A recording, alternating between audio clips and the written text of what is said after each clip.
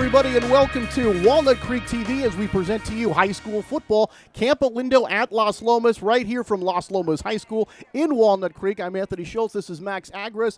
And Max, we got a couple of teams going in pretty much the same direction. Las Lomas playing great football right now. Campo also playing great football. But for Las Lomas in particular, they're playing so well right now. And Doug Longero had been gone for a while. Came back, inherited a team that was really struggling. They are all the best team in the league right now, and they are the best team, one of the best teams in the area, and I guess coaching really does matter.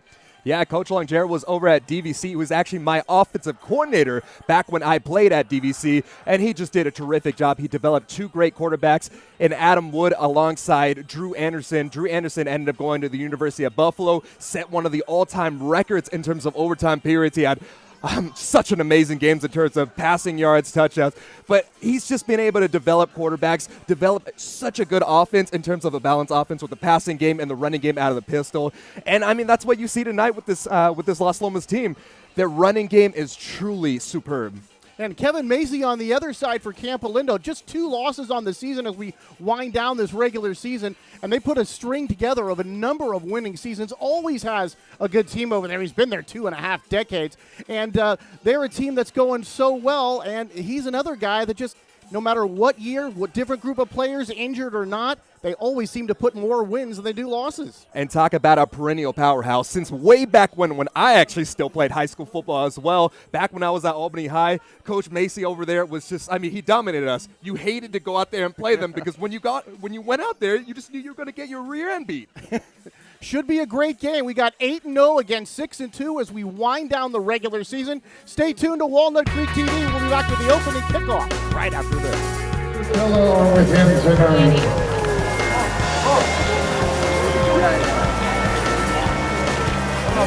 Smile, group! Hug each other! Act like you're Number 55, Max Hubbard.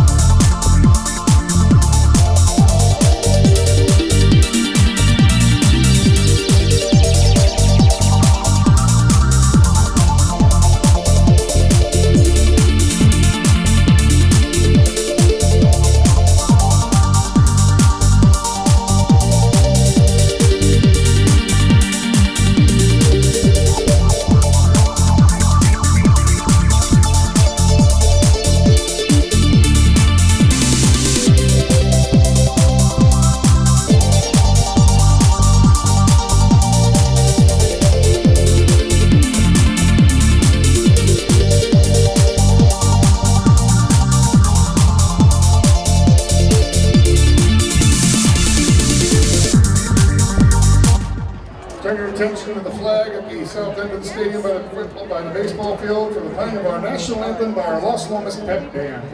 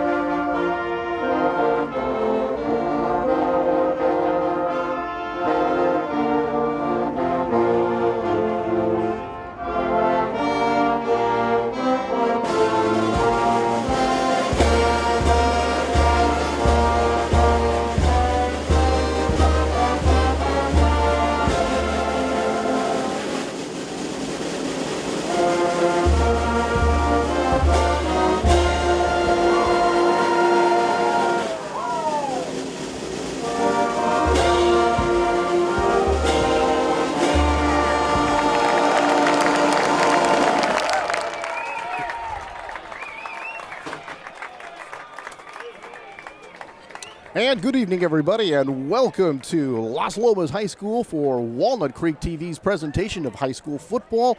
The Las Lomas Knights and the Campo Lindo Cougars. Las Lomas in the burgundy and in the white is Campolindo. 2-1-1 in league. Now, Campo, a win here today. They could end up with a three-way tie with Acalanes and Las Lomas. Las Lomas looking to win the DFL outright here tonight with a victory, but that's not really what these coaches are thinking about. They're thinking about NCS. Yeah, exactly. They're jockeying for position, despite the fact that Las Lomas is Division 3 and Campolindo is Division 2. A win over one of these terrific programs will really push you ahead, and even if your record has 2 losses, for example, Campolindo, they'll push themselves up really high, and they might get a top seed. You know, it should be very exciting. Now, one of the things about it, other than the Vanden game, you look at the log for Las Lomas, and people are not staying close to these guys. And I think Campolindo really, even a close game, kind of a moral victory. I hate to say moral victory, Max, but it kind of would be that. I mean, that's how it is. The craziest thing about it, the offense is doing a terrific job in terms of the rushing game, but it's the defense. 0 points against Kennedy, 14 points against Bishop O'Dowd. Going all the way down to last game, they only gave up 6 points against Alhambra. Here's the kickoff. Las Lomas will receive, take it at the 5, coming out to the 10, coming near side 20, crosses the 20, 25, 30, trying to get outside, gets all the way to the 35-yard line. Nice return there of 30 yards, and that was Brandon Manty, number 7, on that return. So a nice start here for the Las Lomas Knights. Terrific start, getting some awesome field position and coming out here. Anytime you get past the 25, that's a terrific job returning the ball and getting all the way out past the 30 and close to the 35. You can't ask for anything more. Doug Longero's crew out there on offense. Everett Johnson is the quarterback, and he's put up some nice numbers. We'll have those for you in just a minute. And now the first play from scrimmage in this ball game. Man in motion going to the far side. Everett back, looking, throws deep down the far side. Well covered out there. This is going to be nearly caught after it was tipped. And that pass intended for number 16, Zach Patterson, but in very good coverage that time. Ryan Fritsch, number 10, I thought he was going to get an interception. Yeah, and more than anything, it's just the quarterback almost had a little too much time to throw it right over there. The 4-man rush got nowhere near Everett Johnson, and he was waiting for his quarterback or his wide receiver to get open, and unfortunately, it just didn't happen in time. Yeah, good coverage out there, one-on-one, so he went to the right side. But the coverage a little bit too good that time for Campolindo. Second down and 10. 3 wide receivers spread. They're going to hand the ball off right side and try to turn the corner. Up coming to make a nice tackle, and that is number 21. That is Jack Doherty coming up from that spot to make the stop. Beautiful play. That'll bring up third down. And a good shift by Campolindo. They were playing the 4-2 front initially, shifted over, and because of that little bit of shift, they were able to get on the outside of that sweep action and get the tackle. And it looked like Isaiah Newell, the ball carrier, was going to have some room that time, but the Campo defense says no. So a nice start here on the first 2 plays for Campo. Can they get off the field here on third down? Third down, we'll call it 9 from the 36-yard line. 4 wide receiver spread this time. Back to pass, looking, throws down the field. And this one is going to be caught and is going to be a catch inside Campo territory at about the 46, and that will be a first down. Bit of a heartbreaker there, a third down and long, but the Knights convert. It's one of those things where Coach Longero comes out. He actually uses the short side of the field on the sprint out, so you're not expecting that. It creates a bit of a good timing for the wide receiver on the play, and then you hook up for a first down, and you make sure you don't go out there and have a 3-and-out. Doug Longero, 3rd season back at Las Lomas. Last year they were 12-1. We told you they're unbeaten this year, 8-0, looking for number 9 and a DFL championship right now. First down and 10.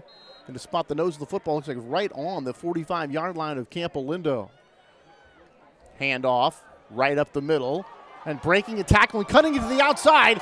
35-30, 25-20, inside the 10, touchdown!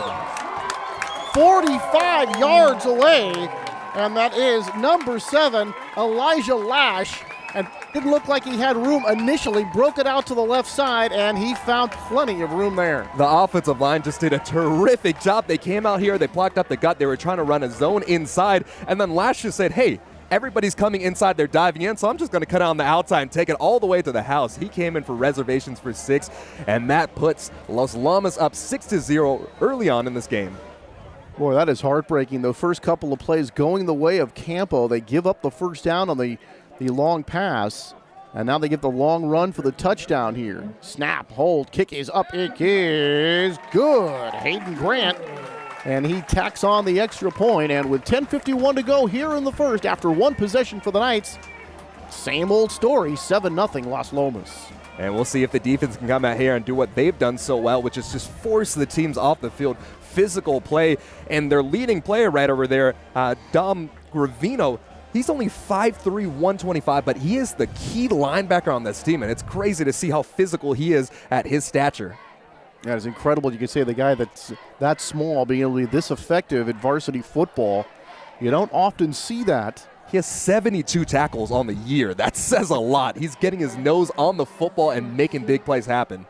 And I talked to Doug earlier in the week, and he had mentioned him. He didn't say he was 5'3". I was going to compare him to Sam Mills, for those of you who remember the great Saints and Panthers linebacker in the NFL. But I think Sam was like 5'9". Yeah, definitely huge giving up there. a huge difference. All right, so the Knights with the early 7-0 lead, and now the Campo offense going to get a chance here. And Ryan O'Neill back there to take this kick, and this is going to be like a squibber. Hits at the 20. It's going to go out of bounds, so that'll draw the penalty flag. So Campo's going to get pretty good field position here, but field position hasn't been the big story against the Los Lomas defense. It doesn't necessarily matter where you get the ball. Physicality is the name of the game, and when they go out here, if they can set the tone on defense, Los Lomas will come out, and they'll continue to put the game in their pace. So here is Campo, and they're going to set up shop here. First down at 10. And the line of scrimmage is going to be the 35. Actually, it's going to be the 35-yard line for Campolindo, and let's see what their offense can do against this very powerful Los Lomas Knights defense. And this is something I love to see going under center. You don't see that very often anymore in high school or college football. Slot receiver going in motion to the far side. Single setback here for Campo. There's a fake, looking to throw deep down the field. Man coverage down there, and this one is going to be caught and then dropped. And that was number 9, the intended receiver, Maxwell Weaver. And defensively, he was there defensively for a Los Lomas, but very well covered. And Caden Royer, Royere. I hope I'm pronouncing that correctly. So Royer with good coverage, but so a couple of things that we've seen here. Both teams going deep with the ball downfield, getting man coverage, and unfortunately for the offense is not coming up with the play. Second down to 10. 2 wide receivers here split to the near side, 2 to the far side. Again, that man in motion. Back to pass, looking now, tries to take off, stops, gets to the 40, breaks a tackle, 45, cross midfield. Carla 45 inside the 40 of Los Lomas, and that is going to be a big play for the quarterback. And he's got plenty of yardage here. Grant Harper on a beautiful run.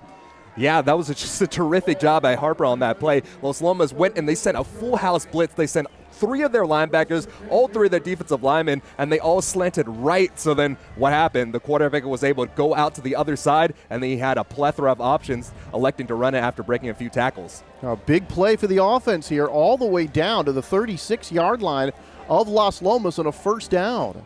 So Harper able to make it happen with his feet. Verbally committed to UC Davis. Short drop this time, swings it out into the flat, and they're going to break a tackle, pick up a first down over there. Nicely done on that quick hitch pass. And that is going to be, pardon me, number 4, Ryan O'Neill for Campo on the reception. And then Gravino on the tackle there.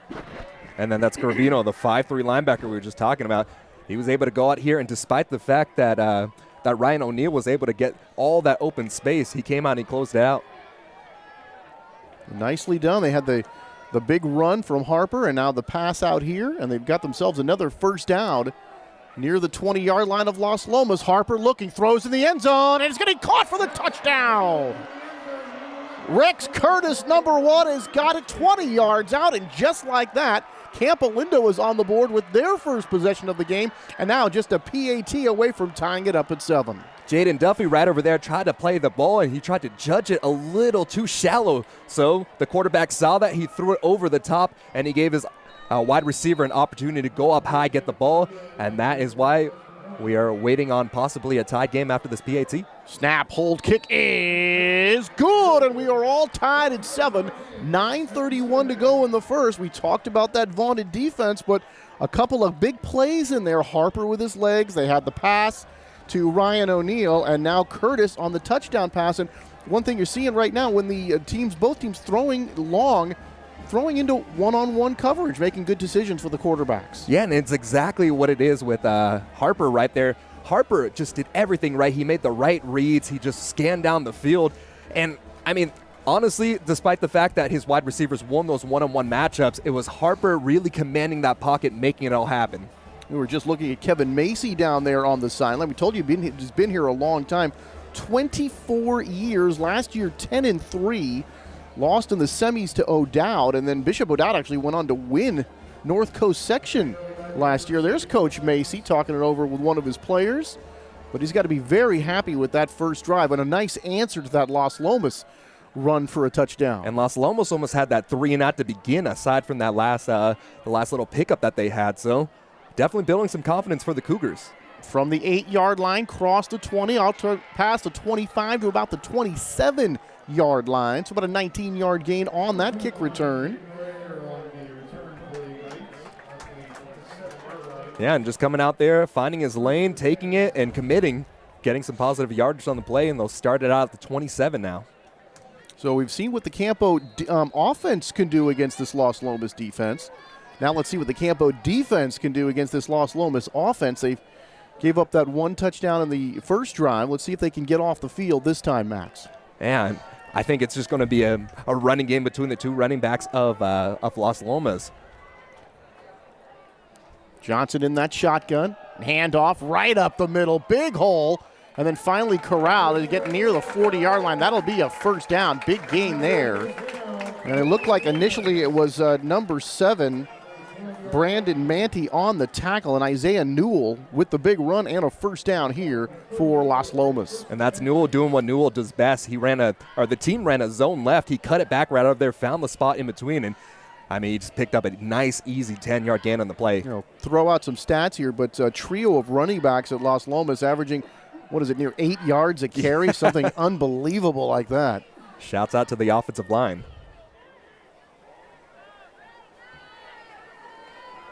Handoff, and this time caught in the backfield.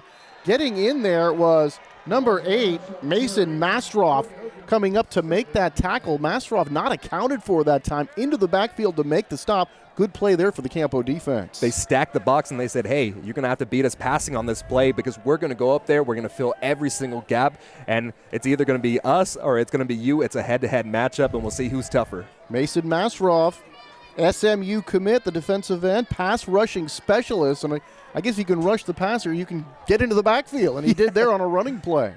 Tackle for loss, that's the name of the game. 8:11 remaining here in the first quarter. Second drive for for Las Lomas, rather. And this they go over up the middle, I would say, just for a couple of yards. They start to unstack them here. So they stack that one up very nicely. And again, on the run, Elijah Lash, number 7, but a short gain. It'll bring up third down, and I'm going to call it about 7. The craziest thing about it to me, though, is the fact that Elijah Lash had plenty of room. The offensive line just pushed them all the way back. The defensive line was 2 yards back in their backfield, or in their side of the field, rather, before the initial tackle and contact was made. Well, I believe we didn't get a timeout call. Campo off the field here momentarily. There's Doug Longero talking to his crew. And Las Lomas actually calling timeout. They want to talk this over. Another third down. Remember what happened on the last time they had third down and long. They completed that play to the far side of the field. And then subsequently, Lash broke off that 45-yard touchdown run. It's got Las Lomas on the board first. And I haven't been in the offensive huddle with Longero before, but I know the intensity is there. He speaks very clear, but you can feel the passion in his voice. Well, Doug finished with his instructions to his team, and they're going to have 3rd down and long here. See if they can convert that again. And the question for Campo, and that's going to be the question all night long, Max, can they get off the field defensively? We'll see what they do right here. It's interesting what we'll see on 3rd and 7. It has to be a pass play. Going to hand off, flags fly, going to dump it. And this big hit up at the 42-yard line to take down the ball carrier. And on that is Jack Doherty, number 21, on the tackle. And Sammy Von Felden came out of the backfield on that last play. He just ran a little bit of drag route. But unfortunately, penalty's going to go against Los Lomas. Yeah, so you're definitely going to decline that one. It's going to be 4th down, and Los Lomas is going to have to punt. It's just they were hoping that Los Lomas would send another run blitz so they can wipe them out, and then they can just go over there and get that open spot in the field. But Los Lomas doing a terrific job reading that play, and now we'll see what they can do on the punt. Well, Los Lomas going to kick it away here. And number 6, Lance Heinan, Heinan, drop back to do the punting, something they've not they haven't punted in 3 weeks here, Max. So this is kind of new for them. Ball bouncing around the 25, picked up by Campo, and not able to get back to the 30-yard line. And on that return, number 26, Will Windat. So just maybe a couple of yards on that return, but Campo's going to set up here 1st and 10 with a chance to take the lead here. 7:20 to go in the opening quarter from Walnut Creek. It's a little unorthodox on both sides of the ball. It's the fact that Los Lomas had to punt the ball, and it's also the fact that the kick return on that play was a fullback. Punt? They have a punter? You're kidding. I'm surprised to see him. Los Lomas fans are shocked that they even did that. But here comes Campolindo now as they operate just short of the 30-yard line. Call it the 28. 1st down and 10 for the Cougars. Harper, short drop, throws. He's got a man. Cross the 30, kicks it outside to the 35, and gets out close to the 40. So a nice play there. That's Curtis who got the touchdown. So Rex has got that play, and they pick up some good yardage here. And that's going to be just short of a 1st down. We'll call it 2nd down. It's going to be about 2, maybe 3 yards short. But that little swing pass out to the far side, they've used that a couple of times here tonight, Max, to great effect. Just abusing the matchup and trusting Harper's reads on the field. That's exactly what Campo's doing. Well, I'll tell you, Harper is getting that ball, and he is not stepping very far away from the scrimmage line to throw that. They're going to fake it, hand off, go up the middle, but Los Lomas ready for that. They stack it up. And several guys getting up off the tackle here, including number 78, Vincent Garmon, a 6'2", 245-pound junior offensive lineman and a defensive lineman. And, of course, so many of these guys go both ways, but he's able to make a nice play there, and that'll bring up actually, that's going to be a 1st down. He got just enough. I thought they were going to be a little bit short, Max, but Cougars do move the chains. And now they're going to line up in that trip set out of the shotgun.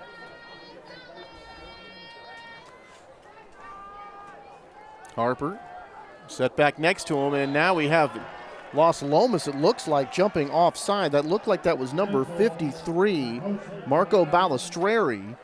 And they are going to get the Knights for jumping, so that'll cost Los Lomas 5 yards. The ball set up now at the 44-yard line of Campolindo. Great hard count right there. You got to be disciplined if you're Los Lomas. Back to pass, looking, throws over the middle. That ball is caught, and inside the 35-yard line down to the 33. And that is number 4, Ryan O'Neal, the running back who makes the catch. And so far, so good for the Campo offense. They've been able to do a lot of what they want in this passing game. You can see why Harper is a commit to UC Davis, who has such a great quarterback program under Dan Hawkins up there in Davis, California. He's just making all the right reads. He's seeing the zone coverage right over there, finding the soft spot, and it's just great communication and discipline by this team. Well, Grant was one of the top quarterbacks in the Bay Area And he really has no issues with his game. The problem has been on their offensive line this year. Harper, there's that quick one out again, and this time Las Lomas is ready for it. And upcoming to make the tackle is Tate Bossert, rather, the outside linebacker, 5'10", 170-pound senior. And I guess you saw it twice already, Exactly. and they didn't fall for it the third time. Fool me once, shame on you. Fool me twice, shame on myself. And the go. third time around, they felt that shame. They made the adjustment, and a great job by the staff over there getting a tackle for loss. So this is going to bring up second down. They're going to lose a yard on that play. So call it second down and 11 for Campo.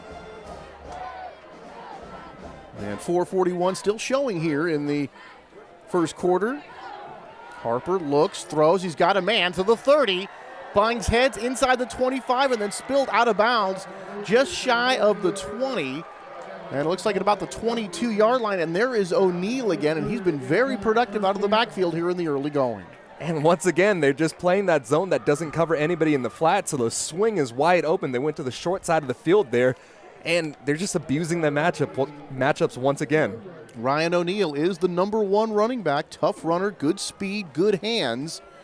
And that was the scouting report, and that scouting report looks to be correct. He's been catching a lot of passes here in the early going. He's the second leading receiver on the team. He has 166 yards coming into the game. And O'Neal's going to line up in the slot left. Harper again from that shotgun. Man in motion coming to the near side. First down and 10 for the Cougars, deep into Las Lomas territory. Throwing into double coverage this time and overthrown. And that time looking for Maxwell Weaver, not able to connect with him, and that'll bring up second down. Bracket coverage on that play. There was no way that the quarterback was threading the needle to Weaver on that play. And he just chucked it up, hoped his wide receiver could make a good play on the ball. And at the end of the day, he just threw that ball away, and he's hoping to come back fresh for second down. Max, the best receiver, played basketball last year after playing football as a freshman. He has some speed, and really he's the best of the group. The number 1 receiver, he came in the game with 314 yards. He's averaging 17.4 per catch. 4 wide receiver spread here on second down. Harper back, here comes the rush. Throws, and this one just overthrown, and then a big hit taken, and flags fly, and that is going to be unnecessary roughness against Las Lomas. Tyler Darr is exactly like his father. He loves to hit, but unfortunately in this era of football, you cannot lower the helmet. Let's hope it's just a unnecessary roughness call, not a targeting call. Now Jackson Wheeler took that shot. The ball was overthrown, and still the hit was made anyway, and they're going to get Las Lomas with the penalty. I do like that adjustment by Las Lomas, by the way, though. They ended up rushing 3 men and then dropping everybody out in a zone. Well, they had roughing the passer as well, so they're going to decline the first one and accept the roughing the passer penalty. And this is going to give the Cougars a first down, and they're going to be just outside the 10-yard line. So first down, and they can get another first down just inside the 1-yard line of Las Lomas. And like I said before, they're actually only rushing 3, so the fact that they even got somebody close enough to get a roughing the pass call, I mean, that still does kind of bode well for the Knights. All right, Campo here in good shape, trying to take the lead here. Something that the Knights have not been behind very much this year. Handoff, left side, and not much there. Going to get, looks like just inside the 10-yard line, maybe a couple of yards on that play. And on the carry, number 7 for Campo, Brandon Manti, but not much of a gain.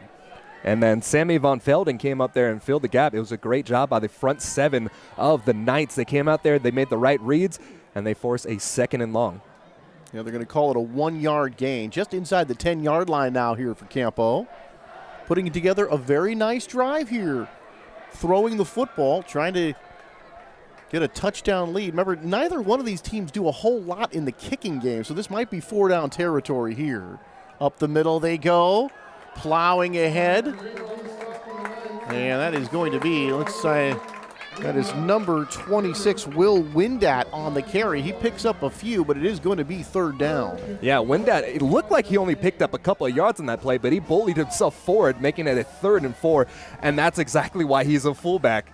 He goes in there, and he makes it look like what should be just a couple yard pickup into a pickup of about 6. Caviana does the kicking. He also does the punting. It'll be very interesting here to see, Max, if they don't get it, will they kick a field goal? Harper under center. Back to pass he goes, has some time. Now he scrambles, looking to run, and he is not going to get in. Las Lomas stacks him up. He's pretty close, but he is not going to get the first down either. Yeah, and Elijah Lash coming off the left side of that offensive line, he actually just did a terrific job. He saw that the outside contain was no longer necessary. He cut it up inside, and he got that tackle to force a fourth down. Well, here's 4th down and 1. They're about the 2-yard line. They can get a first down just inside the 1-yard line. I think Campo's going to talk this over. It's one thing, you like to be able to kick a field goal here if you can. The problem is, if you're not very good at it, you just don't have enough confidence to do it, and then you're going to say, well, God, we're only 2 yards away, 1 yard away from a first down, 2 yards away from a touchdown. Maybe we ought to just go for it. And an interesting fold to actually think of is Harper is really comfortable taking the snap from under center, so do you just say, hey, it's 1 yard, let's believe in our center and our guard to push forward and just get that quarterback sneak for a first down? Yeah, but that's been one of the problems for Campolindo this year, Max, is, not a lot of experience, not a lot of size up front there going against, as you said, a very good front for Las Lomas. And it's going to be a scheme-wise battle, like we said before coming in this game. Coaching matters, and it depends if they come out here and they try to run a quarterback sneak. Will Longero's team be able to go out there, make the reads stack up inside, and force them to call another play?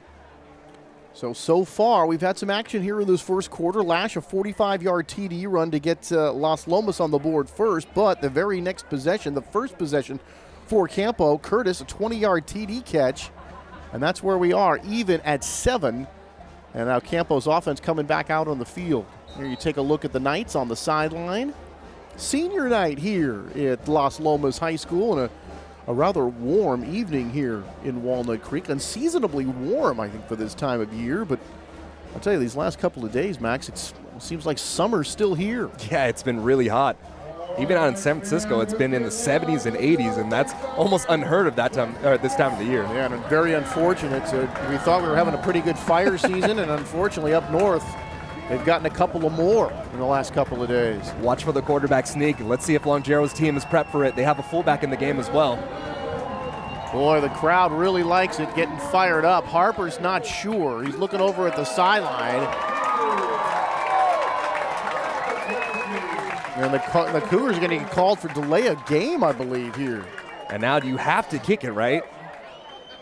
It looks like the kicking team's coming onto the field now. So that's going to back them up a few yards. So that's a 17-yard field goal attempt. You have to be able to pin something like this on the board. Well, they're going to kick this ball from about the 13. So it'll make it about a 23-yard field goal.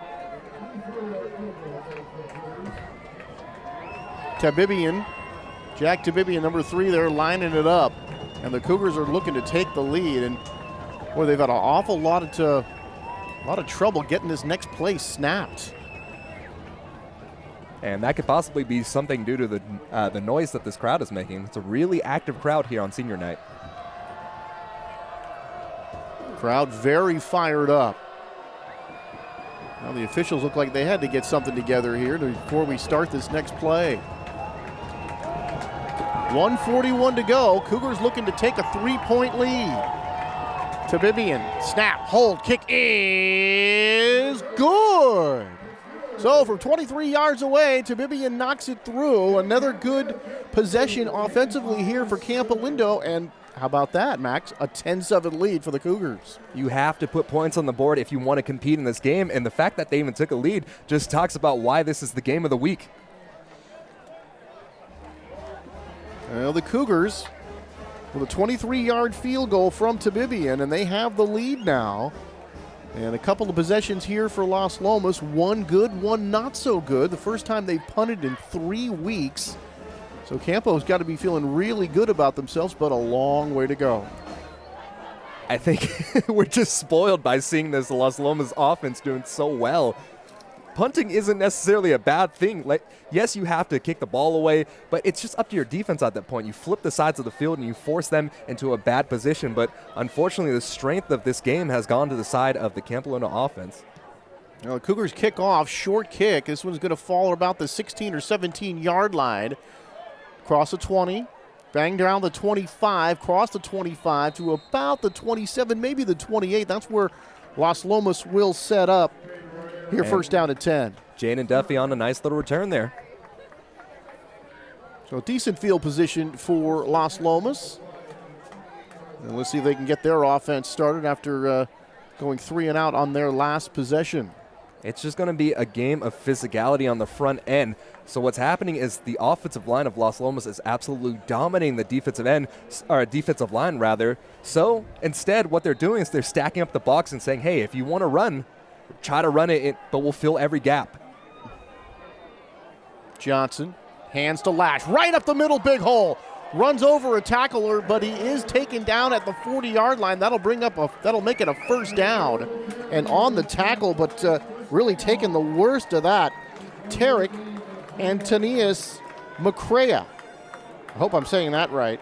So Tarek comes up to make the tackle, but he got the worst of that. Lash is huge. He's 6'3". He's 6'3", 215. So if you're a strong safety trying to fill that gap, you better chop the legs, or else you are getting absolutely depleted. Isaiah Newell, number 5 in the game, flanking the quarterback. He gets it up the middle. He goes. He picks up at least 5 or 6. We'll talk about 5, we'll call it.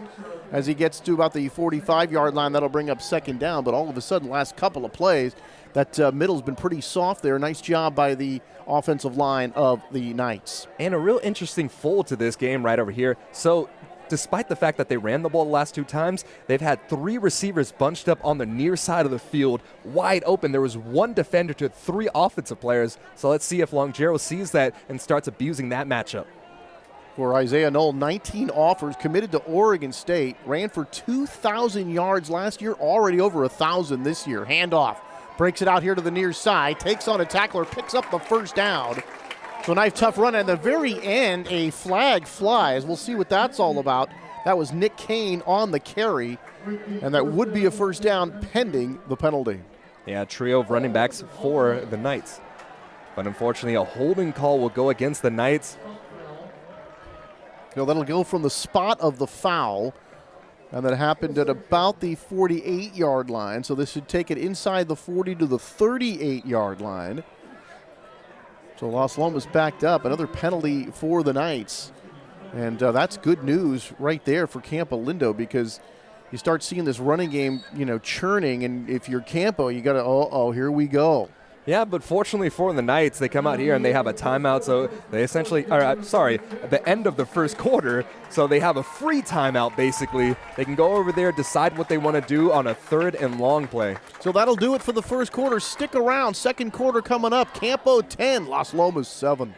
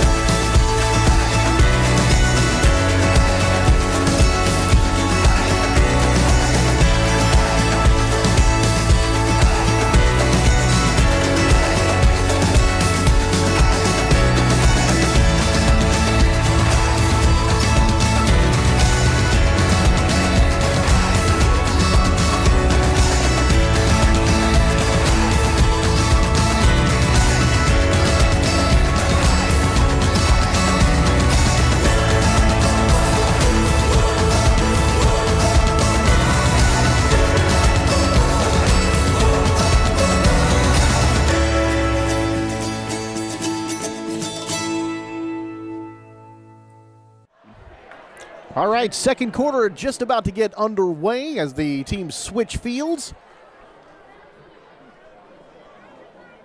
10-7 in favor of Campo Lindo.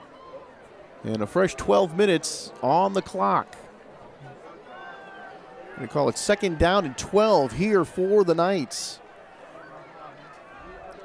I think they're having a little bit of trouble there, Max, getting the chain set. Just giving it a second, but I thought it was about to be 3rd down, but it's actually 2nd down, so that does give them the opportunity to run the ball one more time up the gut and try to set up a 3rd and manageable. Or we've seen them go deep so far this game, see if they want to hook up with another long ball. All right, getting ready to start the second quarter here. Las Lomas, a 2nd and long situation. Here comes man in motion to the near side. Johnson barking out the signals. Everett back, rolls to his right. Looking under some pressure, throws, and incomplete here on the near sideline.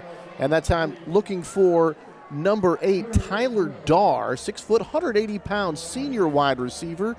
And that play, as he looked like they were rolling out here, and then the coverage just kept rolling, and just not a big window there to make the throw. It was a timing throw. Darr had the opportunity at the very break of that route to have that ball tossed out to him, but unfortunately the read wasn't able to be made by Johnson, and then that forces that 3rd and long. 3rd down and 12. The Knights need their own 49-yard line here for a 1st down. And boy, can Campo get off the field 2 times in a row? Let's see. 3rd and long. Their defense is playing well. They're stacking the box and really saying, hey, you're going to have to beat us with the right arm of Johnson. Everett back with time. Throws. This one nearly knocked down. Newell's going to get it. He's going to get out across the 40, but nowhere near a 1st down.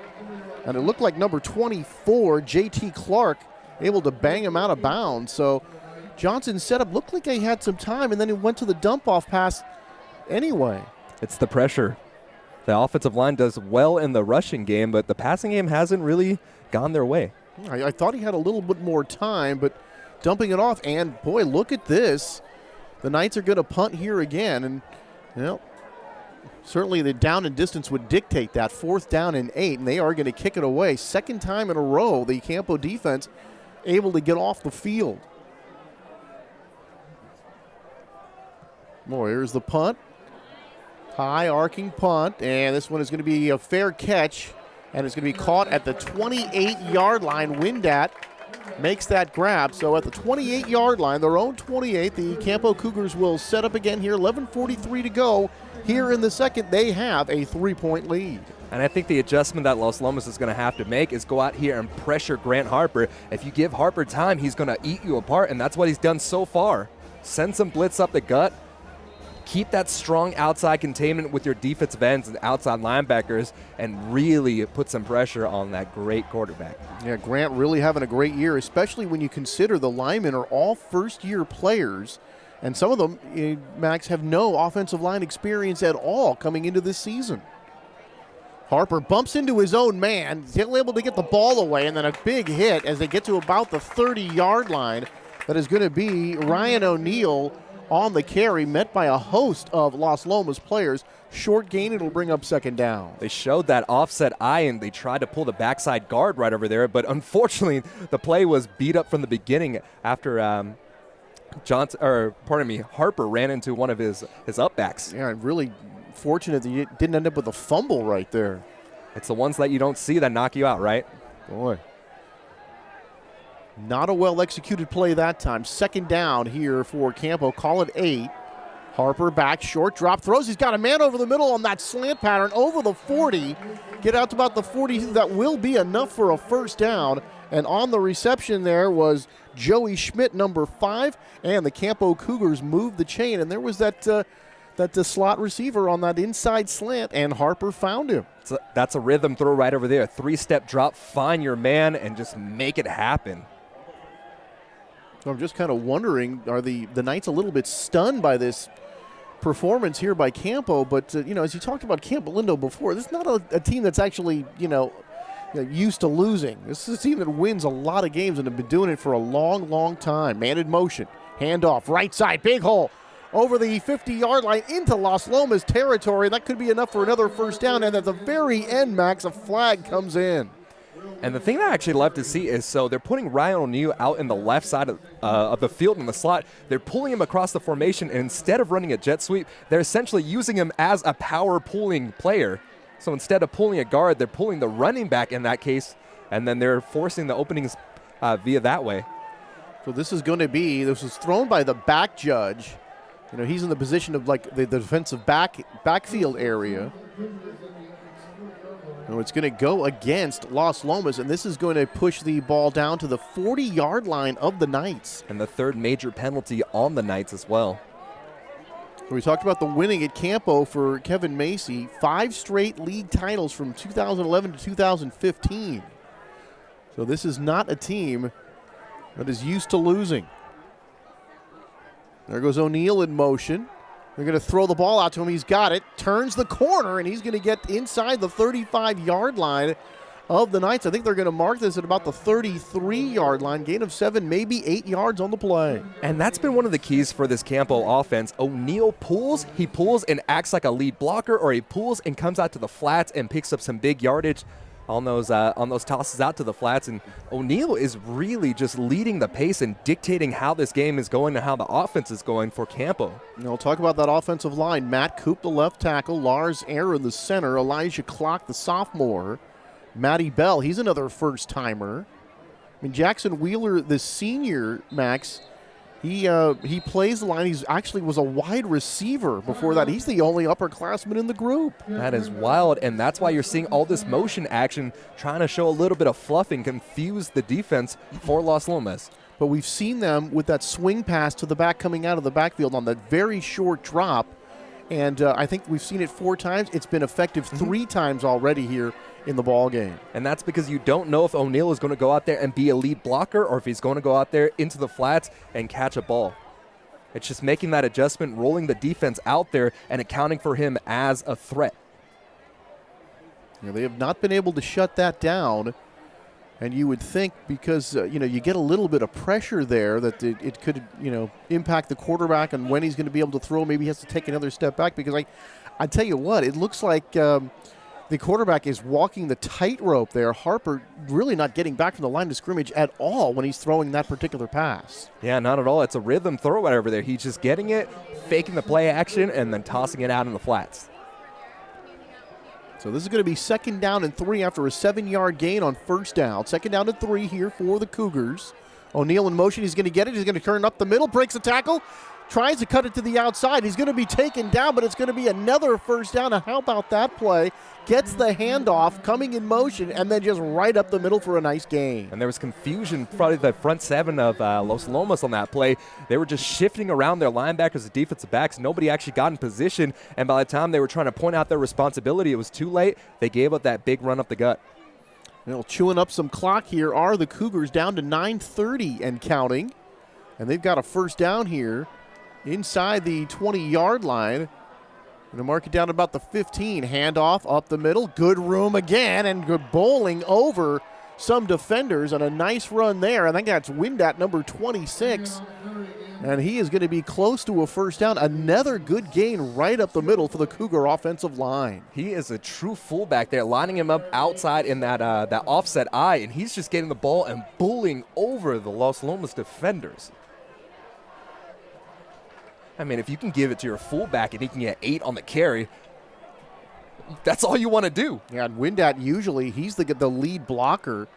He's been maybe the most consistent blocker in that running game. Windat's going to get it again, spins off a tackle, then he's going to be taken down. Pushed forward, he's going to get a few yards. Is he going to get the 1st down? He is. That's going to be a 1st down situation here as they move the chains, and that is going to make it 1st and goal here for Campo, and they keep that clock running, and boy, that's exactly what you want to do. Give yourself those scoring opportunities and make the other offense wait on the sideline. And Windat is lining up like one of those Army running backs in the triple option. He's lining up right off the rear end of his quarterback, so when he's getting the ball, it's right away. It's almost instantaneous, only 1 step, and then he gets it. Windat also plays linebacker. He's going to get it here in the short yardage situation over the right side. Touchdown, Campolindo. Windat from about 6 yards out, and Campolindo now, 8:15 to go, have their 2nd touchdown of this ball game. And you said these are all new offensive linemen, but right over there, they just blew the door wide open. I'm the fullback. Usually you see him running men over, but in this case, he just had a wide open end zone. He strolled down Broadway, got inside, and now Campo has that 16-7 lead with 8:15 left in the second quarter. Point after snap, hold, kick is good. And with 8:15 to go, the Campo Lindo Cougars, in what has to be a surprise to most, they lead it 17-7. Adjustments. That's all you can really say. Macy made those adjustments. They only scored 7 points last game. And now coming out here and scoring 17? Wow. Amazing. So we talked about Jackson Wheeler, the senior, the only upperclassman of the group. He was not going to play at all this year. Cal High Sports did a feature on him, Max, and he's got his rare condition. And it... midway through the year, he was cleared to play. It was some kind of a chemical imbalance that affected his quads, and it would severely drain his energy, and he only practices a couple of times a week. He's played guard, he's played tackle, and because of the injury to Tommy Craig, the tight end, he's also going to play over there. Craig got hurt in the Acalanes game, so Wheeler playing over there, but we talked about this offensive line, a bit maligned this season, but they're getting the job done right now here in this game. This ball is dropped inside the 5-yard line, picked up by Los Lomas, out across the 10, across the 15 to about the 16-yard line, so not good field position here for the Knights as they take over with 8:13 to go here in this first half. And the return man just got caught in that weird position where you hope it bounces out of bounds, but you can't necessarily take that gamble just in case it stays in bounds, right. And then Campo would be able to go down the field and recover it and make it their own ball. It's not a punt, so you don't have that luxury. So Los Lomas facing a lot of adversity early on, and we'll see if they can power through it with their offensive line and running game. Well, the boys in burgundy back out there on offense. Everett Johnson in the shotgun this time. 3 wide receiver spread, hands the ball going right up the middle, and boy, Campo able to stack that up very nicely. A host of Cougars on that play. Uncharacteristic run by Isaiah Newell there. It was a zone left, and he ran straight into the back of his offensive lineman. But when you do that, you know the defense has been stout, because when you run into a wall of your own players, there's just not a whole lot of room. Yeah, the run game has been working for them. They've been getting a push, so maybe they just got to go back into the power sets and really play some bully ball. Now we know they can get that going. The numbers don't lie.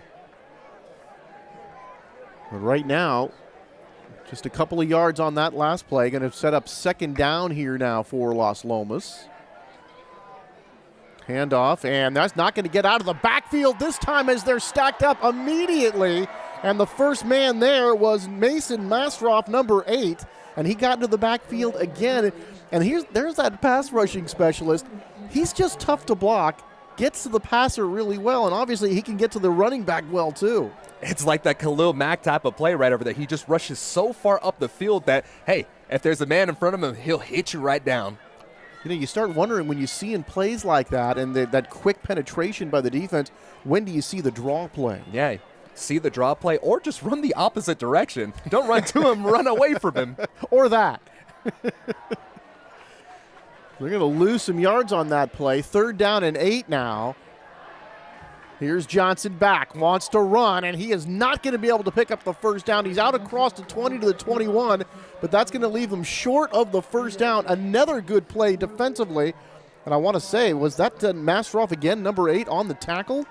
Boy, he's had himself one heck of a first half defensively for the Campolindo Cougars. And 3rd time in a row, here comes the punting unit for the Los Lomas Knights. That last play was the same exact play they got their first down of the game with when they faced that 3rd and intermediate to kick the game off. And, I mean, Campo just found the groove in it. They made the adjustment, and they're just playing a very, very sound game. Yeah, right now they got to figure out a way to get Mastroff blocked, because he is really crippling their running game right now. Here's the punt. And this one is going to hit and take a backwards bounce, and Los Lomas is going to stop it as it gets to the 39-yard line. So the net on that one, not very good at all. And boy, Campolindo going to start in great shape here. 1st down and 10 at the 39-yard line of Las Lomas, 5:41 to go. They lead by 10. And Max, I know it's early in this game. We got a long way to go, but there's some pressure on the defense here in Los Lomas in this early part of this football game. There's a ton of pressure. You're down 17 points, and your defense has given up 2 huge drives back-to-back. What I'm thinking is you just got to go into the playbook, send the blitz up the middle, make the quarterback as uncomfortable as possible, and say, hey, if you're going to beat me, you're going to beat me with a man right up in your grill. Here's Harper looking over the sideline, getting some instructions from the Campolindo Brain Trust. Coming in to the ball game here is number 7, Brandon Manti. Harper back, throws over the middle. This one is going to be nearly caught out of the air, and it's going to be incomplete. Boy, reaching out there to catch that was number 26 in traffic, was Will Windat. He had a defender all over him. Boy, that's one of those dangerous ones. You want to go up there and catch it, but you know you're going to take a shot. And it's late and across the body. I mean, this is just great fundamentals by Harper, even being able to flip his hips and get that ball even out there. So they told me that Windat does have good hands. And he's a guy they really, rely on in that passing game. And because of his blocking, he's a big part of O'Neill's running success. And Windat lining up once again about 2 yards back from his quarterback. They hand the ball off on the jet sweep this time. And there's O'Neill turning that one up the middle. They did that earlier in the ball game to great success. They bring him in motion. They've done that. They've thrown the ball to him on those quick passes, and they've handed the ball off and had him to that exit stage left going right up the middle. He is doing everything. He's blocking, he's catching, he's running off that jet sweep action. And, man, O'Neill is the true star of this backfield. Yeah, we weren't sure that Will Windat was going to play. He was banged up, and he had a shoulder injury, but he looks good to go tonight and having himself a good game. There's O'Neill in motion again. Windat can he get it? Did he fumble the football? I think he did, and it looked like Los Lomas is on it. They are. So a huge break here for Los Lomas as their defense stands up. The Cougars put the ball on the ground, and the turnover comes here with 4:51 to go. And boy, I tell you, Los Lomas looked like they dodged a big bullet right there. I mean, that's what you have to do when you're down 10 points early on in this game. You have to put that pressure. You have to have that form tackling. Got the helmet right up on the ball this time around, and they force a tremendous turnover. This is exactly what the doctor called for. Now let's ride that momentum and see what Los Lomas can do. So the Knights, they take over. 4:51 to go in the second. First down and 10, just across their own 30 at about the 31. Handoff. Left side, got some room, bangs into his own man, knocks him down. Isaiah Newell with a powerful run, and it looked like his own man got the worst of that. Yeah, Campo sent 6 on the blitz right over there, but they blitzed the wrong direction. They handed the ball off to the far side of the field, and that's a great pickup on first down. So Newell, he's going to come up a couple of yards short, call it a 7-yard gain as they're out to the 39-yard line now. Second down, I'm going to call it about 2, maybe 2.5. And back into the ballgame comes number 7, Elijah Lash. 6'3", 230 pounds. And that's a big back. That's a big back with speed. What that's telling me, though, is they might just play some bully ball, run it down your mouth.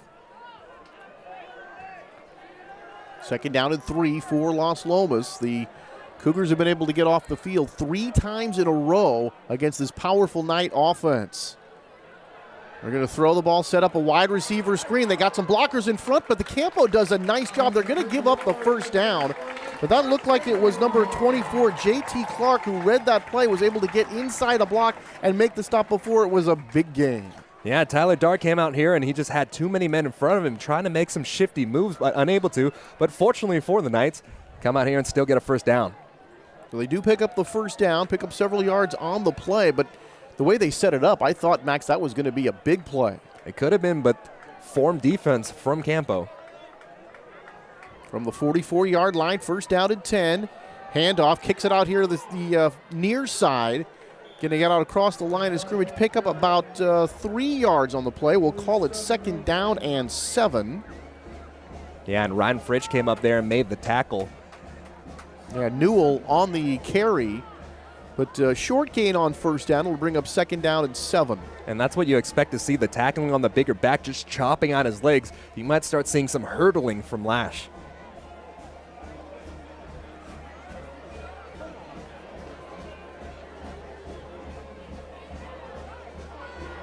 Aaron Everett Johnson coming back from the sideline, getting some instructions from Coach Longero.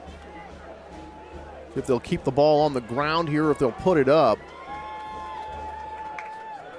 Lash is in the backfield, and now they're going to call timeout. Newell is coming out here to set up as a wide receiver, and Las Lomas wants to talk it over, so they call timeout. 2:28 to go, 17-7 Cougars, and let's see whether or not the Las Lomas Knights can put together some offense here and get closer in this ball game. And I think what you have to do is just get Everett Johnson comfortable passing the ball, get him some short passes, really set up that balanced offense between the run and the short passing game. Knights there talking it over. Told you about their perfect record. And Longero coming in, having inherited a team that had lost 19 out of 20 games, completely turned that around. 10-3 last year. We talked about the loss to O'Dowd, who went on to win the NCS. Pardon me, that was Campo. 2011 for Campo. Talk about all the success they've had. 14-0, won the NCS, went to their first state championship game, ended up losing to Washington of Fresno, and now 8 straight 10 or more win seasons for this club. So no stranger to success are the Campolindo Cougars. Back to pass, looking, throwing deep down the field. Man coverage down the sideline. So pushing and shoving. The catch is made, and they're going into the end zone for a touchdown. Let's see, I haven't seen a call yet. The hat is off on the Somebody went out of bounds. And that's, yeah. So that would be illegal touching, I believe. You have to come back in and, establish 2 feet in before you can actually make the catch. And that was just great coverage by the safety on the play. Jack Jardy there. I mean, he just used his body, pushed them out of bounds, and that is some great technique by the safety. You know, we have seen these quarterbacks go deep down the field, throwing to the right guy in the sense that it's man coverage. But every time we're seeing that, boy, these cover people are doing a great job in that matchup. The corners are doing a terrific job. They are just using all the techniques that they have in their arsenal, and right there was a key example. 3rd down and 7 now. Got to get to the 46-yard line of Campo. They're going to run up the middle, kind of stay on his feet. No, they're going to be dragged down short of the first down. And I think that was Lash. That was Lash, number 7. He's going to be a couple of yards short, but they are on the Campo side. I think they probably go for it. Exactly. What this says, running the ball on 3rd down in that situation says, hey, we're tougher than you. We're going to run it, and then we're going to get that first down. Doesn't matter if it takes us 2 attempts. We're going out there and we're making it happen. Everett Johnson back onto the field after getting those instructions inside of 2 minutes here. And a huge play in this ball game right now, Max. A 10-point Cougar lead, 4th down and 2. Upcoming on the Cougar side of the field. Knights trying to convert here on 4th. Full blitz up the middle. Handoff, and this one is good. They're going to get it. Initially, I thought they had him stopped, but that big back with that power keeps the legs churning, picks up 4, and that will be a Las Lomas first down. What's happening with the Knights here is anytime they need a yard, they're going to get it. Even though they send 7 men right there, they send every single person in the front 7 on a blitz. But guess what? Lash is right there to run the man over. Well, and actually the Cougars did everything right. The initial contact says no first down, but he's just too big and strong, and he pushes the pile forward, and they get the first down. That's 15 pounds of muscle running right at you. First down and 10. Swinging out of the backfield, thrown, and that was to Newell. The ball was tipped, and it's going to say incomplete. Ended up coming up with the ball was number 11 Jaden Duffy, but the officials say no, it hit the ground. But, oh boy, I'll tell you, that time Newell rolled out of the backfield that time, and the pass really wasn't that close. Very fortunate for Las Lomas that one wasn't intercepted. Either just an error throw or miscommunication on what the route should have been, but that one is really fortunate that it was not picked off. So it looked like when Newell came out of the backfield, Max, it looked like he was open initially, but he and his quarterback Johnson not able to hook up there. So that'll bring up 2nd down and 10. Clock stopped here with 1:11 to go here in this first half.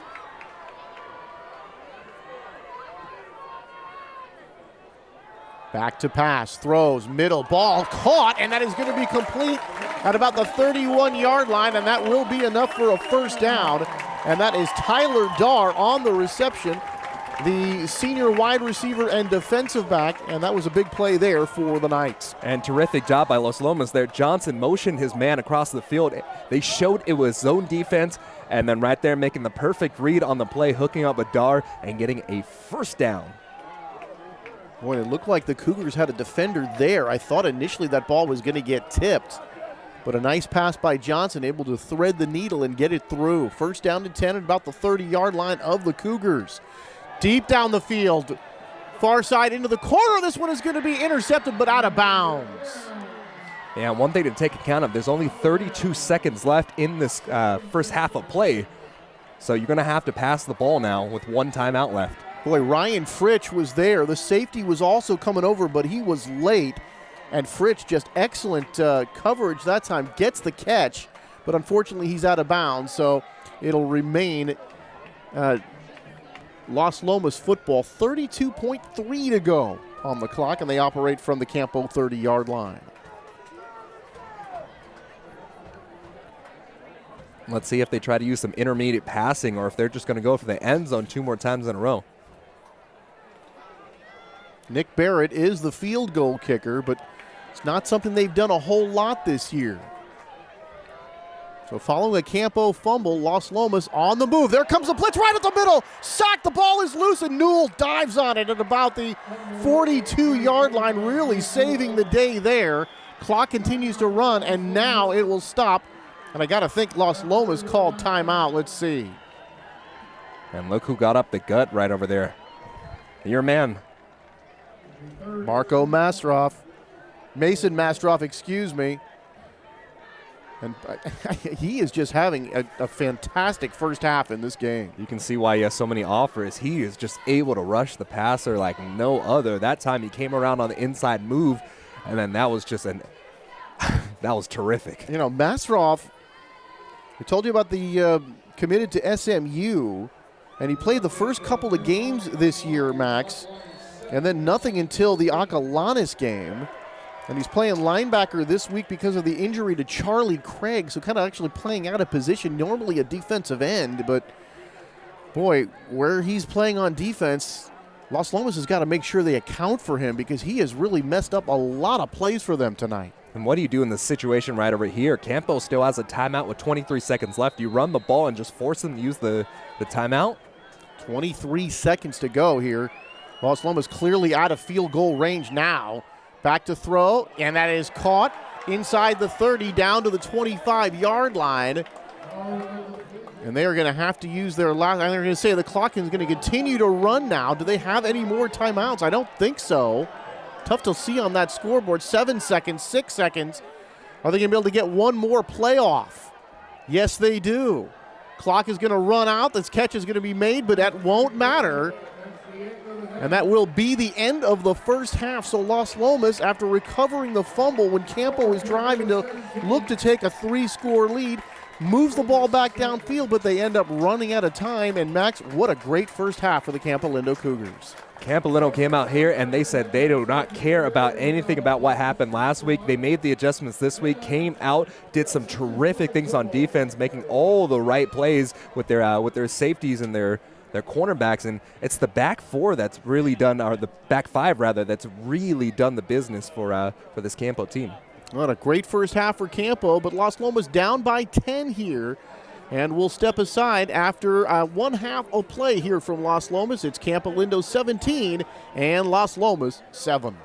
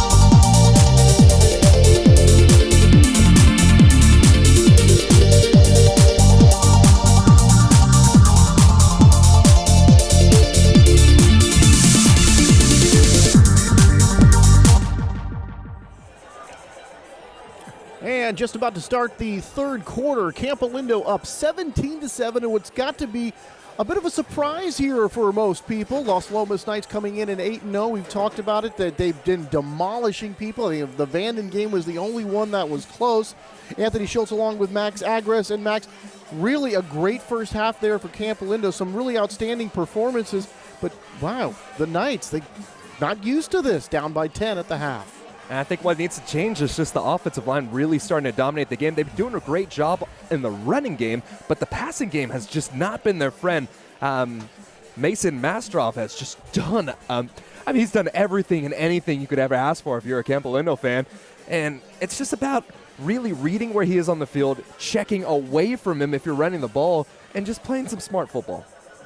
Now here's the scoring summary for you. Los Lomas got it started off with a last 45-yard TD run. Remember, they converted on third down and long in that first series of offense, but then Campolindo came right back. Their first series of offense, Curtis a 20-yard TD catch, and they followed that up with a Tabebian 23-yard field goal, and then Windat a 6-yard TD run. And then remember, they had the ball starting at the 39-yard line for that next drive. They ended up getting the fumble. Los Lomas took over, ran out of time at the end, but boy, that was a critical situation there. Even though Los Lomas was not able to turn that turnover into points, they did avoid falling behind by a 3-score deficit. And the one thing that we saw as a trend in the Vanden game was the fact that the defense was able to buy the offense out, because basically they were just able to turn the ball over so many times by that Vanden offense. So the defense really just needs to come out here, be aggressive, go for those turnovers, send those blitz, and make it happen. Now they're going to get their chance. The Knights are going to kick off here to start this second half. Campo will receive the second half kickoff here to get things started. As we begin the third quarter, a fresh 12 minutes on the clock.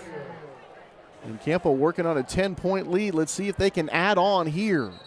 And then we're going to get a whistle to stop play. I'm not sure. Was it offsides or? Let's see, there's a penalty, and there's going to be a legal procedure. So it looked like Los Lomas may have jumped the gun a little bit there, and they're going to have to move 5 yards back. So illegal procedure, the call against the Knights, and they'll have to kick it off here from the 35-yard line rather than the 40. So you talked about Mason Mastrov. Really, I would say that the standout player, particularly on defense for Campolindo. There's been, a half a dozen plays that he's absolutely messed up for Los Lomas here tonight. And even if he's not the one on the tackle, he gets that pressure and forces it to his interior defensive lineman. All right, the Knights set to kick off, and the second half is underway.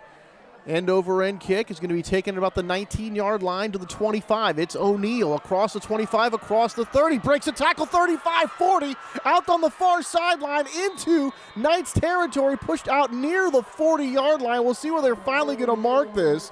They're going to mark it at the 42-yard line. A huge return for O'Neal, and Campo in good shape here to start this first drive of the second half. And on offense, O'Neal has been the one that's really dictated the pace. He was the lead blocker on that jet sweep action. He had some runs on the jet sweep. He had some passes out of that jet sweep action, and now we see him on special teams. He's really doing everything you could ask for a Campolindo fan. Yeah, and for Windat, who they weren't sure was going to play today, they've gotten a lot out of him as well.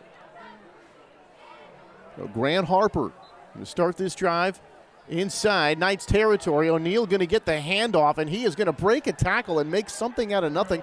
Looked like they were going to catch him in the backfield. He ends up gaining about 4 yards after contact. You just see the core strength right over there. He was able to keep himself upright despite the fact that his face was about a yard from the floor.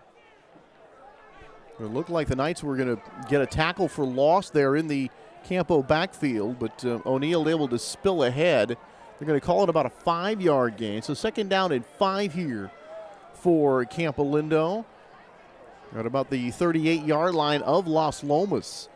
So the Knights, more pressure on that Knights defense not to fall down by 3 scores. Short drop, throws. He's got a man inside the 30. That's going to be a first down about the 25-yard line, and that is Weaver, number 9 on the catch, and that will move the sticks for Campo. And that's a read you have to make if you're a Knights, or if you're the Knights right over there. Windat lined up about 6 yards off on the ball when he's been lining up at about 3 yards, so you knew it was going to be a quick pass. Talked about Max Weaver being the best of this group. So he makes a nice catch there. Curtis, he played a little last year before he had an injury, but the receiving core, Max, just like the offensive line, not a whole lot of experience for Campolindo, but they're certainly looking good tonight. Back to pass, under some pressure, escapes, trying to run, and then the Knights are going to cover this up really well, and the tackle there made by Tate Bossert, number 4, and Bossert read that well, came up and made the stop. It was the interior pressure from Las Lomas that really made it happen. Elijah Lash came up the gut. He forced the quarterback to roll out to the right-hand side, and the coverage held up as well, forcing that tackle for loss. And just a nice tackle in the open field. That is not an easy thing to do, especially against a guy like Grant Harper, who really, we told you, there's not very many weaknesses in this guy's game. He throws well, he runs well, he reads well, and he has had a fantastic season and really getting a lot more help from that offensive line than many had thought that he would get here tonight. Second down and 12. They lose 2 on first down. Grant to pass, under pressure this time, and now he can't escape. He stepped up. He might have avoided the sack there, maybe got a yard or 2, but he is going to be taken down by number 3, Jacob Tabibi, and the kicker. And of course, everybody plays both ways. I'm sorry, I got the wrong one. That is going to be Dominic Graviano. That is the 5'3", 125-pound linebacker coming up there to make the stop. And right there, what worked so well was actually the back-end coverage. They dropped into a zone. They only rushed 3 as the Knights did. And, the Knights' defensive line just came out there and they got after it. Only picked up 1 yard. Did avoid the sack, but it's 3rd down and 11. So they need about the Las Lomas 15. And now he's going to be swarmed under again. Good coverage on the back end for the Las Lomas Knights, and they are going to force 4th down here. And this one coming from the 30, so you got to figure about a 48-yard field goal. There's no way they're kicking it from here. Too close for a punt, too far for a field goal. I would think they're going to have to go for it. You definitely have to go for it, so check the one-on-one matchups across the edge. They might just play a cover 2 and force them to really make an ill-advised throw. Initially a couple of times here in this series, Max, the offensive line has held up pretty well, but the coverage in the back end for Las Lomas has been really good. That's the adjustment that they made. They've only been rushing 3, but the rush has gotten there because of that great coverage. They got the sack, and I think in high school it goes against the rushing yards, actually. But 4th and 14 here. Throws, and over the middle, well covered that time. And the intended receiver was Will Windat, but boy, that one really wasn't close, and lucky it wasn't. Too many burgundy shirts around the 1 white jersey. So a turnover on downs, 1st down going the other way for the Knights. It doesn't look good in the stat sheet, but if Harper actually threw an interception, Campo would have got better field position. Barring a return, of course. Yes, of course. So Campo going to take over at about their own 30-yard line here, and a nice job or Las Lomas going to take over, and a nice job by the Knights defense facing some real pressure there. Up the middle they go, and this is going to be Newell. He's going to power his way for about 5, maybe 6 yards on 1st down. It'll bring up 2nd down and call it 4. And Campo's defensive line coach is definitely going to be yelling at his line. You cannot arm tackle the running backs of Las Lomas. They are huge, and they will run you over and run your arms over. I've definitely had some moments where I had face mask-shaped bruises on my biceps because I tried to make an arm tackle. There's multiple spread offense run by Everett Johnson. Can they get something going here?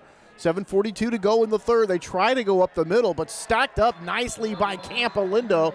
And it looks like first man there is J.T. Clark, number 24. We've called his name a few times tonight, too. Yeah, Mastroff was right there as well. It was both of them shooting that same gap, and that forced the tackle for loss.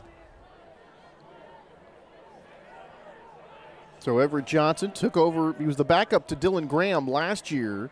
Took over this year, over 1,200 yards passing coming in. 18 touchdowns, just 3 interceptions. That is a fantastic ratio, and they need some of that right now, trailing by 10. But it's 3rd down and short, so this can be 4th down territory if you decide to just run it 2 times. Johnson going to throw it, and they're trying to set up the wide receiver screen. The ball is loose. It was not a live ball. Are they going to call that a lateral? Campo wants to say it is. They want to say it's a backward pass, and I have not seen a signal yet.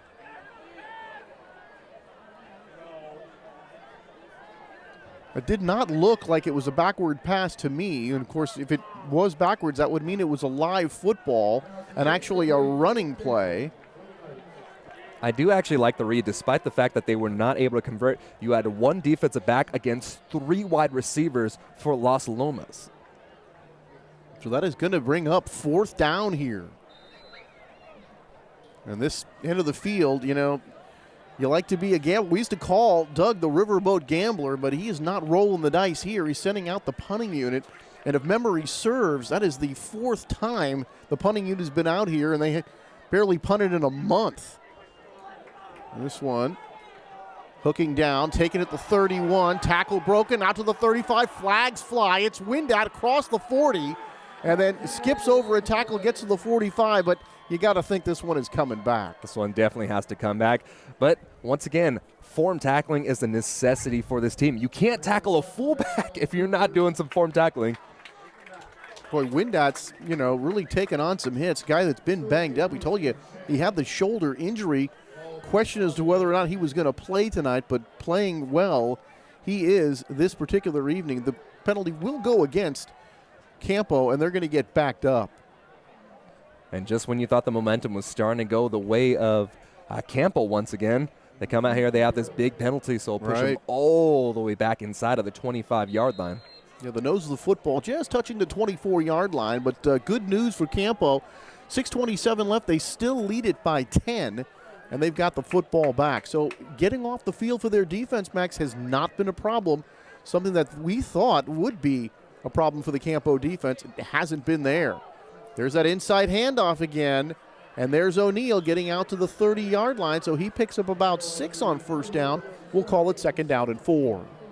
Just a good read on the play, shifting the hips, cutting it back inside, and using that cutback to get a nice pickup on the play. Yeah, they're using that motion run a lot. They're throwing to him, allowing him to get to the outside, and then when they hand off, he runs up the middle, and they've been finding quite a bit of success doing that here this evening. All right, Harper under center this time. Man in motion, they're going to go out there, cuts inside a tackler, gets out across the 35, and he's going to pick up a 1st down. Nicely done. And that'll be a 1st down, move the chains. Brandon Manti, the running back / defensive end, and he's got himself a 1st down, and they'll move the sticks. Tate Bossert, the senior, standing at 5'10", 170, he just did not, he got out on the outside. He had to contain, but at the end of the play, he just couldn't keep that outside contained. Well, it looked like they had it to the outside, but he just cut up inside of the defensive end that time and pick up a nice gain. 1st down and 10 for Campo. Going to throw out. O'Neal has to turn to make the catch. Can't break a tackle, but he does take the tackler with him out across the 45 to the 46. 6 yards on 1st down, bring up 2nd down and 4 again. And Bossert making up for the woes on that last play, being able to go out there and get the tackle.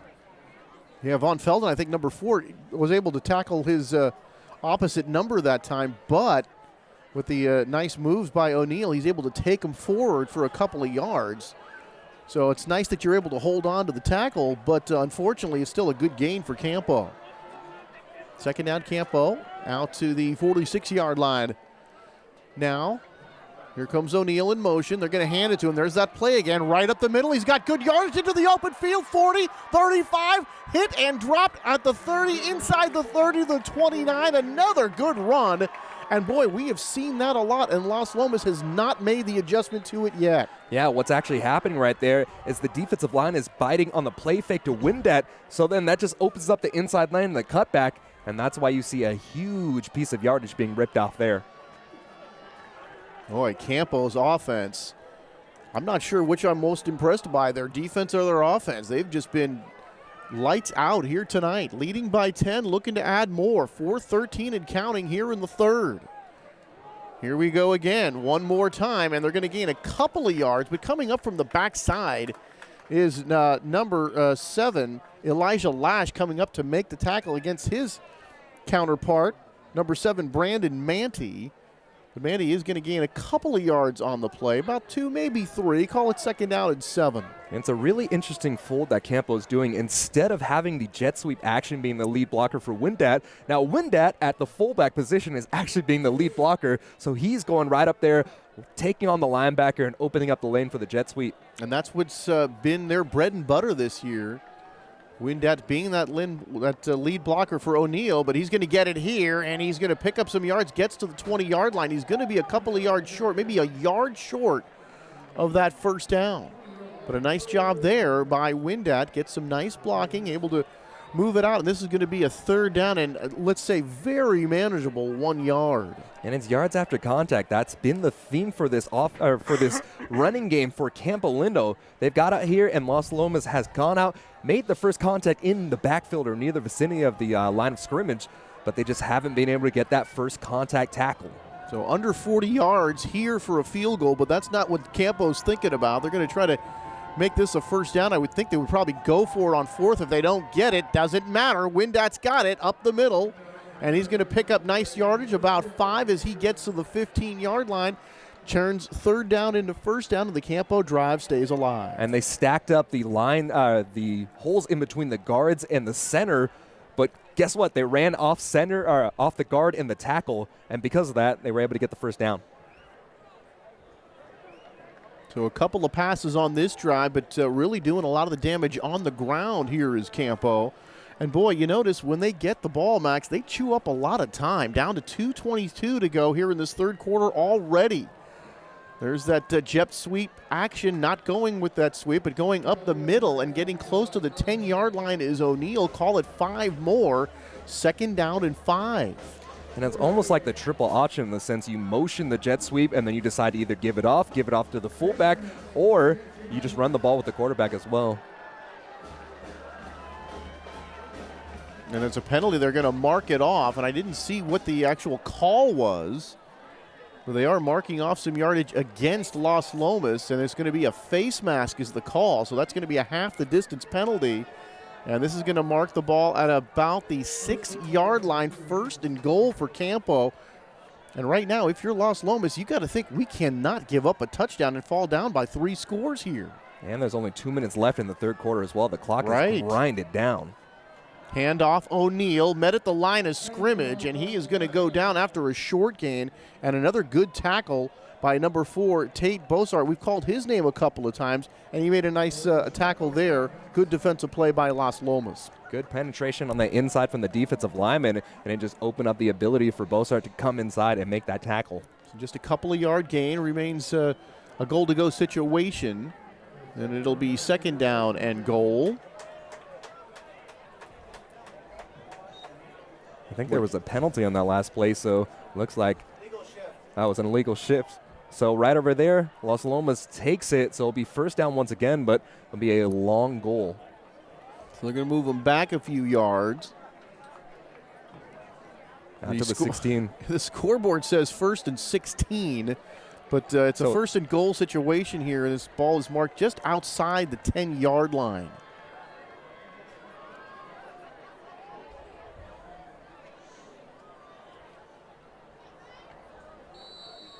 Or did they take too much time? They did.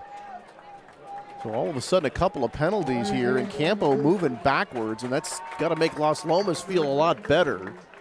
I mean, a field goal would only make it a 13-point game, but a touchdown and an extra point, you're down by 17.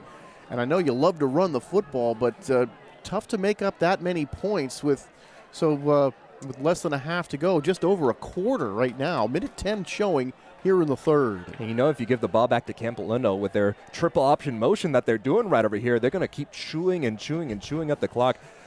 We don't actually have live stats, but I believe they've been averaging over 5 yards per carry.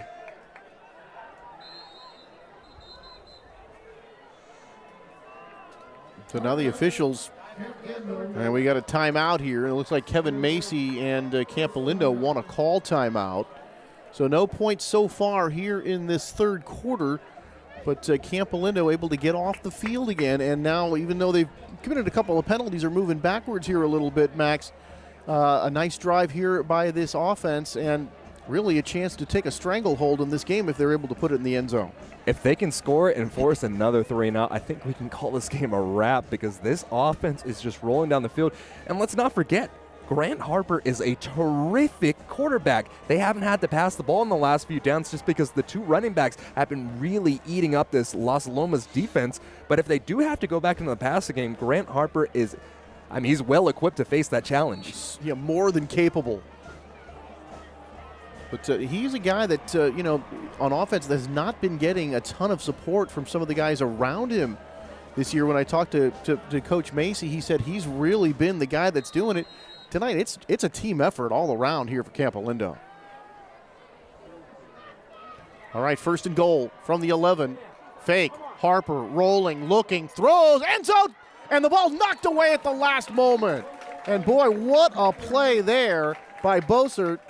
Number 4 coming up to make the play again, denying that touchdown. And Zach Transue, we haven't called his name at all today, but he's one of the best pass rushers for this team for Las Lomas. And he was right there in the face of Grant Harper, and he was one of the reasons why that pass was not successful. Boy, it looked like they had a man open in the end zone, and I was just about ready to call touchdown, partner, and Bossert came in and knocked the ball away at the last moment. Good play by the Knights defense. 2nd down and goal. There's O'Neal in motion. They're going to hand the ball off. Windat's going to drag some tacklers. He's going to pick up a few yards, but it's going to set up 3rd down and goal. The lower man wins, and Windat is just, he's at the knees of the tacklers almost by the time of first contact, so he's always getting that initial push with his force momentum pushing him forward, and that is just a terrific run by the fullback. And just given the fact that they were successful with Tabibian making that field goal early in the game, you would have to think if they don't get it here, they would go ahead and take the 3, but we'll see. 3rd down and goal. Throwing outside. O'Neal, can he turn the corner? He does. Is in the end zone. Yes, touchdown, Campolindo. From about 6 yards away, the Campolindo Cougars have scored on the touchdown. 22.9 to go. They lead it 23-7, and an extra point would indeed make this a 3-possession game. Football is a game of inches, but in that particular situation, Brian Thorpe just had a little bit of the wrong angle, so it's a game of degrees. If he just took a few degrees wider, he might have actually been able to make the tackle, but instead, Campo takes a commanding lead with 22 seconds left in this 3rd quarter of play. Boy, Tabibian knocks the extra point through. That was an important one because there it is, a 17-point lead, 3-possession game here with just over a quarter to go. Las Lomas, God, I can't believe I'm saying this, Max, but they're in a bit of trouble right now. They're in a ton of trouble, and it's predominantly been because of that triple option type read, handing the ball off in the jet sweep, handing the ball off to the fullback in Windat. And this offense is just chewing clock and commanding the line of scrimmage. That's one of the keys we were talking about before the game. It's commanding the line of scrimmage. We thought Las Lomas was going to be the team doing it, but it's been a flip of the script. What a performance by the Campolindo Cougars coming up against a team 8-0, 3-0 in league in the Las Lomas Knights. But really, it's been a commanding performance by Campolindo, especially after that first drive with Lash and that 45-yard TD run, and ever since it has been all Cougars. Kind of a short kick. This one's going to go out of bounds. It looked like initially that the Cougars were almost offsides on that, and then the kicker Tabibian kind of hesitated a little bit and did not get a good kick at all. Just didn't trust himself, and the ball came off the side of the foot when it should have came off the inside of the foot, and because of that, shifted out of bounds, and that's a little bit of momentum that Las Lomas will need. He was looking over at his teammate, kind of hoping that he wasn't going to be offside, and really kind of threw off his timing. And so this play is going to help out the Knights. They're going to get a pretty good starting field position here at the 35, but boy, I'll tell you, they need 3 scores here, at least 2 touchdowns. 2 touchdowns and a field goal to tie. What they need is Grant Harper to play really well for the remainder of the game. Johnson back, throws, he's got a man, and boy, Lash is going to get hit, and hit hard, or rather that's Isaiah Newell going for the catch, and he really took a shot. Axelrod, number 25, up from the secondary spot, and boy, that could not feel good. Yeah, and pardon me, that's Everett Johnson, the quarterback. He just tosses wide receiver in a really precarious situation. You see the big hit because of it. Yeah, he kind of led Newell coming out of the backfield a little bit, and then, boy, Axelrod was right on that. So no go there on first down. It'll bring up 2nd down and 10. Knights operating from their own 35-yard line. 18 seconds to go here in this 3rd. And now, like a little illegal procedure. Did somebody jump? It looks like they're going to say somebody on the other side. So defensive offsides here. Usually call that encroachment, but whatever you call it, it's 5 yards going for the Knights. So they'll set up at the 40 here, 2nd down and 5. Can't overstate this enough. This is such a huge drive here for Las Lomas. I think what Las Lomas needs to do is go back into the set where they have the running back out there in the pistol and then 3 receivers out to the near side of the field. When that's happened, only 1 player has come up and tried to play defense for Campo. So that a 3-on-1, you're going to be in a good position if you can make that happen. 2nd down, Everett Johnson's going to hand off. And this is going to be Newell, who's going to get to pretty close to the 1st down marker. He's going to go out of bounds. That'll stop the clock with 13 seconds. He's going to be a yard short of that 1st down, however. So we'll bring up 3rd down and a yard here for the Knights.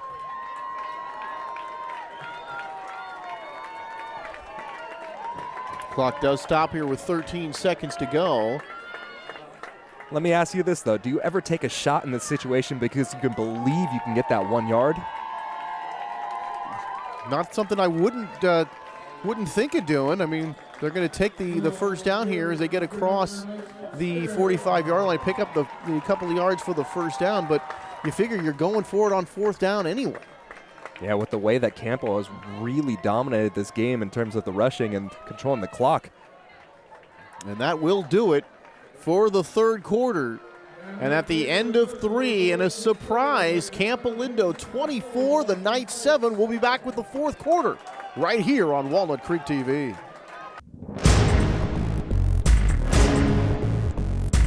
That guy is going to dump his used motor oil and filter into the storm drain. He must know that dumping used oil and filters into the storm drain is bad for the water supply and the environment. You're right. We've got to stop him from dumping his used oil and filters. Come on, oil busters! Hey mister, don't you know that used motor oil and filter recycling is free, easy, and cool?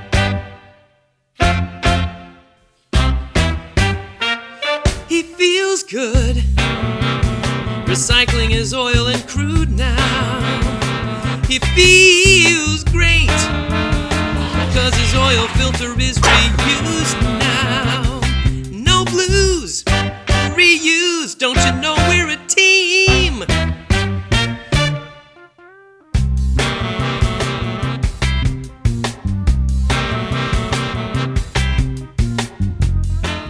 Beginning of the 4th quarter, and the Knights running around to the left side. I think that was number 7, Elijah Lash, and they're still over there in a scrum over there on the far side of the field. And flags flew in as well, so that's likely going to be a holding on the Knights. Well, let's check the penalty. The Knights can ill afford to lose any yardage here.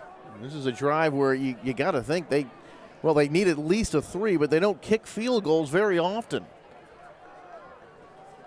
And it is going to be a holding. Good call there, Max. Holding against Las Lomas, and that'll back up the Knights.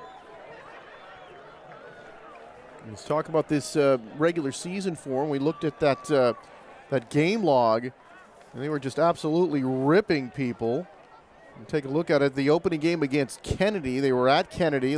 They won that one 54-0, and at Tennyson, 56-0. Beat Miramani 49-7. Last week against Alhambra, 55-6. And they beat Acalanes back on October 11th, 42-21, a team, the Dons, that actually beaten Campolindo. Here we go.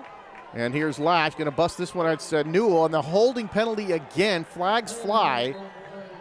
And that is probably going to be another holding call against the Knights. Newell got the carry, tried to break it to the outside, but Campo ready for it, and they're going to march backwards again, talking about Las Lomas. If I'm not mistaken, it looked like the referee said the penalty was declined, but I don't know why you would ever decline that penalty. No, they're not declining. Kevin Macy's going to take this one, and this is going to push the ball all the way back inside the 40. Well, no, actually they're going to reverse course, and they're going to mark it down here at the 40-yard line. So the penalty was declined. Our eyes are not deceiving us in. Like Macy's going to take the down. Campo did make the stop, but I would just think that you would want to back them up even further. So they're going to call this 2nd down and 16. The Knights have got to get inside to Campo territory to about the 43 now for a first down. Showing blitz. They're coming with it. It's Masteroff. He's picked up. And now they're going to try to run and not get very far. So Johnson tried to run when he saw the pressure coming, but the defense converges on him to make the stop. And among others, I thought I saw number 73 on that tackle. Pardon me, I think maybe it was number 72, Jelani Monty Bell possibly. But in any event, just about a yard gain, so they avoid the sack, but taking down to about 11:07 to go in the game and bringing up 3rd and 15. Boy, you wonder if it's 4-down territory, but so early in the game to do that, I wouldn't think that Longera would go for it on 4th and long, but let's see what they do on 3rd and long. Here comes the blitz again. Throw, caught, and just inside Campolindo territory. A nice job to hold on to that ball and take a hit. Tyler Darr, number 8, and he took a pretty nasty hit from Campolindo's Jean-Luc Axelrod. And right over there, they're just trying to get yardage on that play. There's no way that one's going to be a first down, but you get a nice chunk of just about 10 yards, and you try to make it 4th and manageable with 4th and 7 now with 10:27 left in this game. Yeah, they pick up 8 yards. They're near midfield, and I guess this makes the decision pretty easy. Going to go for it here on 4th down. Huge play in the ball game right now. Clock still running. Approaching the 10-minute mark. Las Lomas desperately needs a first down. They need 7 here on 4th down. Here comes the blitz again. Looking, throws, sideline, too high, incomplete, out of bounds it goes. And a frustrated Las Lomas Knights offense right now as Campolindo takes over 1st and 10 at midfield. Yeah, they showed 7 and then they sent 5, and then just a 1-to-1 matchup all the way across the line. And unfortunately, the coverage was just a little too tight and the pressure was just a little too strong, and that forced an errant throw. Well, you figure the offensive strategy here pretty simple for Campolindo, Max. I think they're going to run the ball and run it some more and take time off the clock and force Las Lomas to get them stopped here, because right now, if you give up a couple of first downs, if you're Las Lomas, this ball game's over. I think it's Windat time right now. You hand it off to him about 10 times, and this game might come to a conclusion. But instead, at fullback now, it's Mancy. Handoff. O'Neill's going to get it, and he is going to drag tacklers forward for about 5 yards. And at this point, it's the idea of when do you start to use your timeouts as well. It's still very early in the 4th quarter with 9:43 left. But you just got to believe if you have any chance of forcing a punt, you got to go out there and try to take the timeouts and get that possession. Well, the Cougars in no hurry here. They're going to let some clock run. Try to take every second off that clock that they can before they run the next play. Handoff, O'Neill outside. He's going to pick up a first down and more. O'Neill still on his feet, gets all the way inside the 35, down to about the 31. 1st and 10 for Campolindo. A great run by O'Neill going to the outside. Follow the lead blocker and you will prosper. Mancy was right there. He led the way for O'Neill, and O'Neill just ripped a huge chunk of yardage. Boy, that was a first down that Las Lomas really could not afford. Still a lot of time in this game, but down by 3 scores. You got to feel like it's getting late early if you're the Las Lomas Knights. Handoff up the middle, and that's going to be another good gain here for Campolindo. And right now, the Knights look almost helpless to stop this running game of the Cougars. And Windat was actually met behind the line of scrimmage, but he just carried the man 6 yards forward. Boy, and that you talked about yards after contact, and they've really been very successful, talking about Campolindo, in doing just that. The Knights are able to make contact, which looked like it's going to be no gain or a short gain, but the push by those running backs, and Campo's getting good yardage. That's that same play again, and O'Neill is going to pick up another first down. He's going to be close. Did not go out of bounds. Very smart play there not to do so. And it looks like it is going to be 3rd down. They're not moving the chains just yet. It's going to be just a bit short.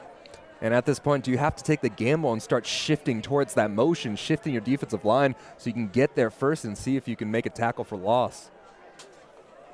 And they're going to have to because they have been very ineffective at stopping that play. That has really hurt the Knights here tonight. Handoff up the middle, first down, and bowling over a tackler, picking up that first down. And that is number 7, Brandon Manti, and that is another first down. And the clock just continues to run. And Campo Lindo, their offense just all over this Knights defense, and vice versa, their defense all over the Knights offense. There you see the scoreboard, and folks, I know you want to look at that and rub your eyes, but that's really what's happening. Campo Lindo by 17, marching in for another score. Bowling ahead again, they pick up a few more yards. That'll bring up second down, and most importantly here now for Campo is just keep that clock running.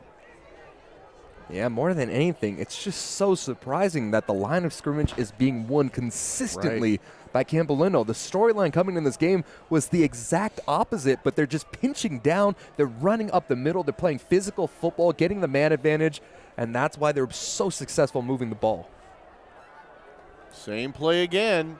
There's O'Neal. He's met this time, taken down. A couple of guys on the tackle, getting up off the tackle, at least one of them for the Knights, and that is Vincent Garma, number 78. So they stop him here for a short gain, if any gain at all. Actually, they're going to call it about a 3-yard gain there. But still, clock running under 6:30 now. And the Knights working on a 17-point lead. And you talk about a drive that, well, they just keep handing the ball off. They picked up 3 first downs on this drive when really it was a situation where Los Lomas really couldn't give up one. Yeah, I believe Harper's only passed the ball twice so far this half. Here he is back under pressure. Rolls away, and then Harper finally going to get caught. He's going to be sacked and downed. So it looked like one of the defenders on that play is number 7, Elijah Lash. So that will move Campo back. Yeah, he's going to end up, actually he doesn't go out of bounds. The clock still runs here, under 6 minutes to go now. So now the question is, do you try to get the first down or do you trust your kicker? Well, I'd almost be content to just keep running the ball. 4th down and 13. Of course, clock will stop on change of possession, and they are going to keep the offense out there. It would be a 33-yard field goal attempt from this point, but they just don't trust their kicking game. They do have one tonight, but they're going to go for it on 4th down. Fires, caught inside the 5, close to a first down. Did they get it? 4th down, and they do get it. They're going to mark this ball at about the 2-yard line. 1st and goal for Campo Lindo as they convert on a 4th and 13. It was a drag route across the middle of the field, and then they were just able to get that space and get the necessary yardage for a first down. 5 minutes left. This game is not looking great for the Knights. Yeah, it's almost victory formation, really, if you think about it, for Campo Lindo. But obviously they're going to try to put this one in the end zone and put this game on ice. Handoff. Up the middle. Touchdown, Campo Lindo. Brandon Manti in from just a couple of yards out. And all of a sudden, Max, this game has turned into a blowout, and not in the way that we thought. Brandon Manti just followed its offensive lineman. They pinched up the middle, handing it off to the fullback on that fullback dive. And honestly, Campo's just out physically muscling Las Lomas. Unbelievable. Tabibian, snap, hold, kick is good. So, as he knocks this one through, that'll make it 31-7, and even 5 minutes to go in this game. And boy, right now, it is lights out here on the Knights. They're going to come out here. They're going to try to test them deep. And the Las Lomas Knights are just going to have to see if they can get anything going off the right arm of Everett Johnson. So looking ahead to next week now for the Campo Lindo Cougars, they will take on Miramani. And the Matadors 5-3 coming into tonight's play, 1-1 in league. So that should be a pretty good matchup there. A rivalry game as well. And next week at Northgate for the for the Los Lomas Knights, rather, in the Battle of the Creek. And you would figure they were going to win that game, but all the prognosticators aside, you just can't tell necessarily what's going to happen here. Campolindo is shocking everybody. It's going to be taken at the 10-yard line, up to the 20, about the 25, and then out of bounds with 4:54 to go. But it's a 24-point lead, and Max, I just cannot overstate this. I'm rather shocked. Absolutely shocked, but as of right now, you're just thinking you need to go out here, get your bearings right, get your offense rolling again, and almost focus on next week, because with this big of a deficit, you're going to need an absolute miracle to happen. Bombs, onside kicks. It's just almost outside of your reach. Well outside of your reach, rather. Yeah, it really is. Like I was saying, going into that last possession by Campolindo, the Knights were really in a situation where you can't even allow a first down. They allowed, 4 and the touchdown. And Campo just really handed it to the Knights here this evening. The Knights going to keep it on the ground here and really almost conceding this ball game at this point, because really, even before that touchdown was scored, you got to say the competitive phase of this game is over. Yeah, definitely. I mean, the competitive phase might be over, but everybody on the field is still trying to put something on tape, and they're competing their hearts out as Newell just got the handoff in. I mean, I can't help but keep emphasizing this, but the defensive line is just getting up inside, forcing a tackle for loss there, and just both sides have controlled the line of scrimmage like no other for Campo. Johnson from the shotgun this time. Everett back, looks, fires over the middle. He's got a man, tackle broken, 40-yard line, 45, still on his feet and out near midfield. A nice catch and run there. Zach Patterson, number 16 on the play. So you can see they're still trying very hard. So they pick up a nice play there, just short of midfield. They're going to mark this ball at about the 48. There's Zach right there. And it looks like he's laboring. He's hurt a little bit. Something wrong with his left arm.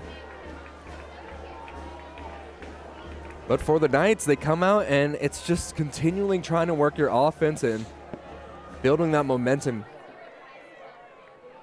Everett hands off. Here's Newell. He's got some good yards over that left side, close to another first down. Picks up about 9 yards on the play. Call it 2nd down and 1. And it was a 1-on-1 off the left side of the offensive line. The tackle and the guard just opened up the Red Sea, and that was a great pickup there. So the Knights going to get their first blemish of the 2019 season here tonight. At home against a very, very game Campolindo squad. They'll fall to 8-1, 3-1 in league. Here's the handoff. Newell, and Newell's going to get out inside the 40, down to about the 36-yard line. That'll be another Knights first down. So they'll stop the clock momentarily while they reset the chains. 2:57 showing on this fourth quarter clock. And last checks it in the game, so they got some momentum going by the way of Newell. And now let's see if they can get Lash back on track as well. I could go to our cameraman, Ron Carter, I know he's got all the high school scores on his phone. We could check some scores from around the league. I'm trying to go up the middle here again, and the Knights not going to pick up that many there. And that looked like that was Lash, number 7 on the carry. It was, met by a host of defenders. There's Bell getting off the tackle, and there's Massaroff off the tackle again. And, if you're passing out game balls, you might as well give one to him. And sportsmanship as well. You like to see him pick up Lash. Lash is huge, and they lifted him off the ground and patted him on the back and said, good job. Well, the Knights still could claim the DFAL title if they're able to beat Northgate next week, and obviously they're headed off to the playoffs regardless. So here's Lash going to kind of collar it around the helmet that time, and then we're going to have a flag. Are they going to call a horse collar? You definitely have to call a horse collar there. The hands were in the back of the helmet. And here comes the aforementioned Ron Carter looking for some scores. As a face mask call is called on the field, so that'll be 15 yards for the Knights.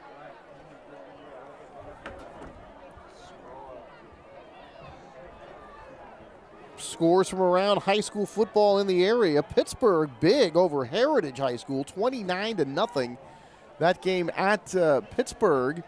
And off camera, Max, we were talking about that Pittsburgh program. And, we talk about the success that these two programs with these two coaches have had. Kind of similar situation over there in Pittsburgh, a team that's, well, they're always good. You have another perennial powerhouse like we were talking about with this Campo team.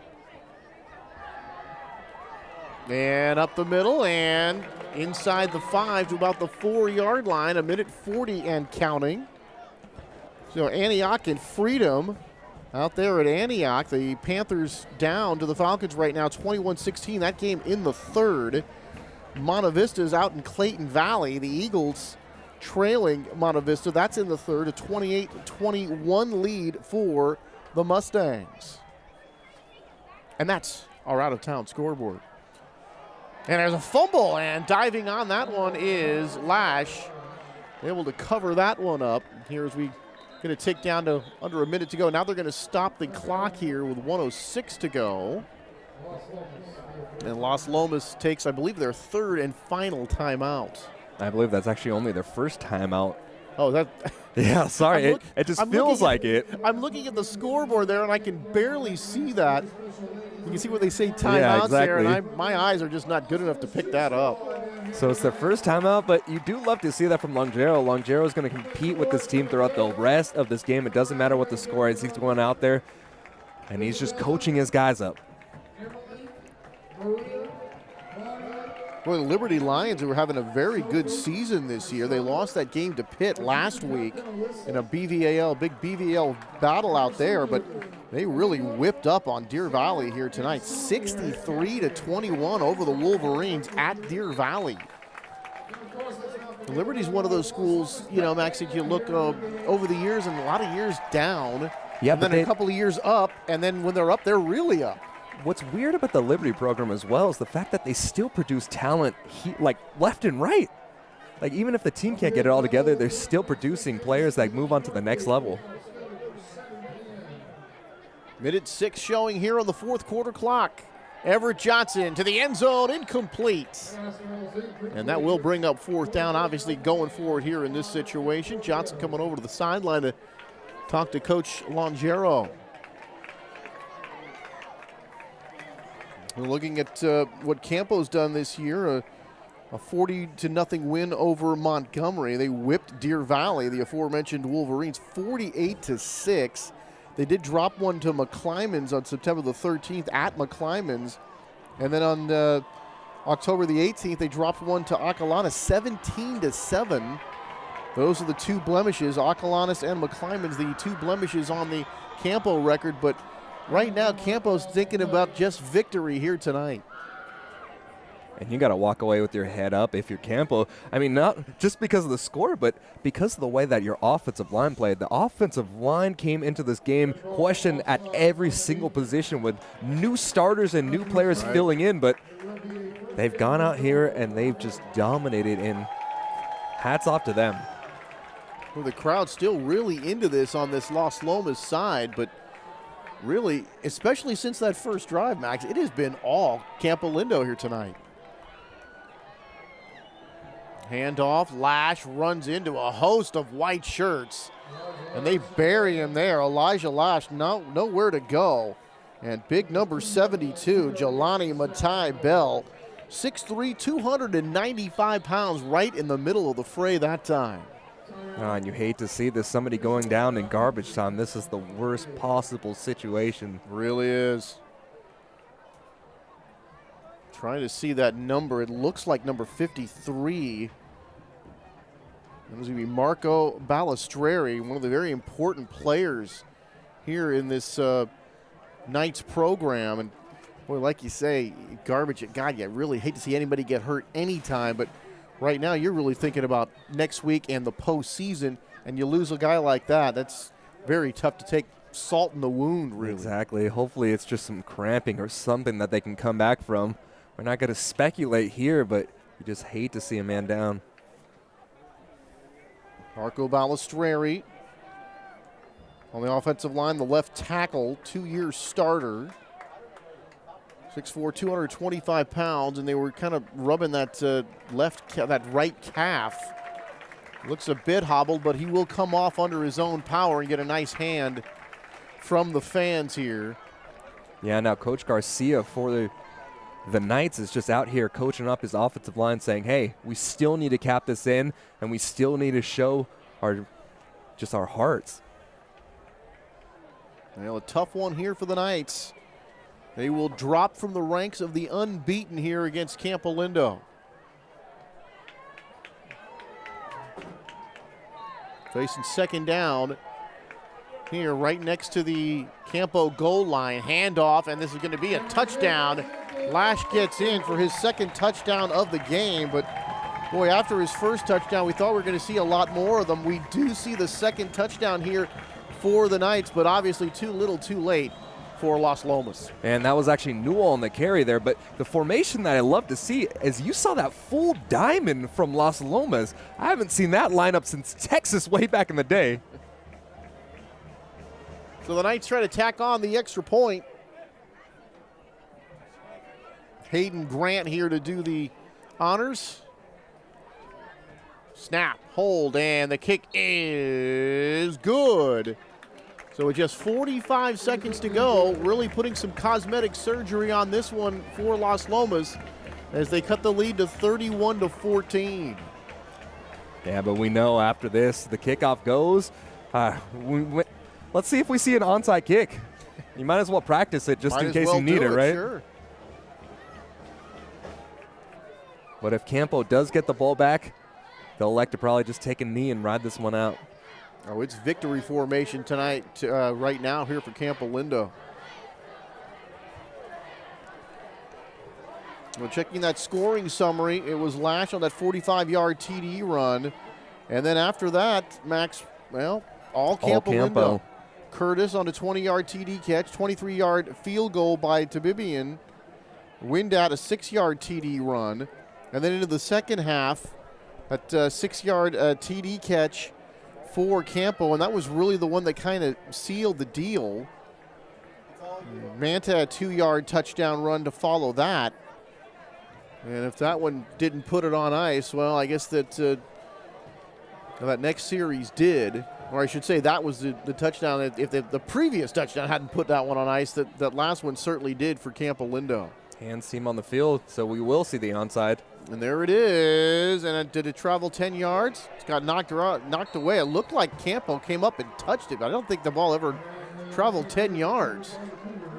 Yeah, in that situation, you're just hoping for Campo to make a mistake. They had to touch the ball and not field it. If they touch the ball before it goes 10 yards, then you're free to get the ball if you're the Knights. But this one will just go straight into victory formation after Campolindo recovers it. So Campo going to take over after the failed onside kick attempt by the Knights. And they will just take a knee here and run out this clock. A little bit strange, though. They have a wide receiver out there instead of a back all the way back at the 40, but they elect to take the knee. There's victory formation for Grant Harper, who's been such a catalyst on this team. But we can say it was a team effort here by the Knights. Masteroff making a huge impact on defense, that offensive line that's been injured and maligned and so youthful, having a wonderful game. As they're able to finish it off here, last 18 seconds, they will not have to snap the ball again, and that is it. The Campolindo Cougars come into Las Lomas on senior night here at Las Lomas High School, and they drop the Knights from the ranks of the unbeaten. The Knights fall to 8-1, 3-1 in league. And for Campolindo, they move to 7-2, 2-1 in league. And next week for the Campolindo Cougars, they'll take on Miramani next week for the Las Lomas Knights at Northgate. And what more can you say? But Campolindo, fantastic here this evening. You already said it, but I'm going to repeat it. It was a team effort through and through. They made great adjustments by the offensive line, really pinching and going to that triple option offense. And, I mean, they just did everything. The fullbacks got the handoffs, the running backs on the jet sweep, the quarterback doing a tremendous job, the offensive lineman controlling the line of scrimmage. And this is a moment where if you're a Knights fan, you just got to step back and you hope the team goes back to the drawing boards. They figure out what they did wrong. Right. They watch a lot of tape, and you bounce back strong. So that is the final score, 31-14. Campolindo gets the win, and O'Neal on offense. Windat, who we didn't even think was going to play, had himself a fine game. We talked about the offensive line, the defense getting off the field consistently here tonight, and really a dominating performance for the Campo Lindo Cougars. And for all of us here at Walnut Creek TV, for Max Agris, I'm Anthony Schultz saying good night from Walnut Creek.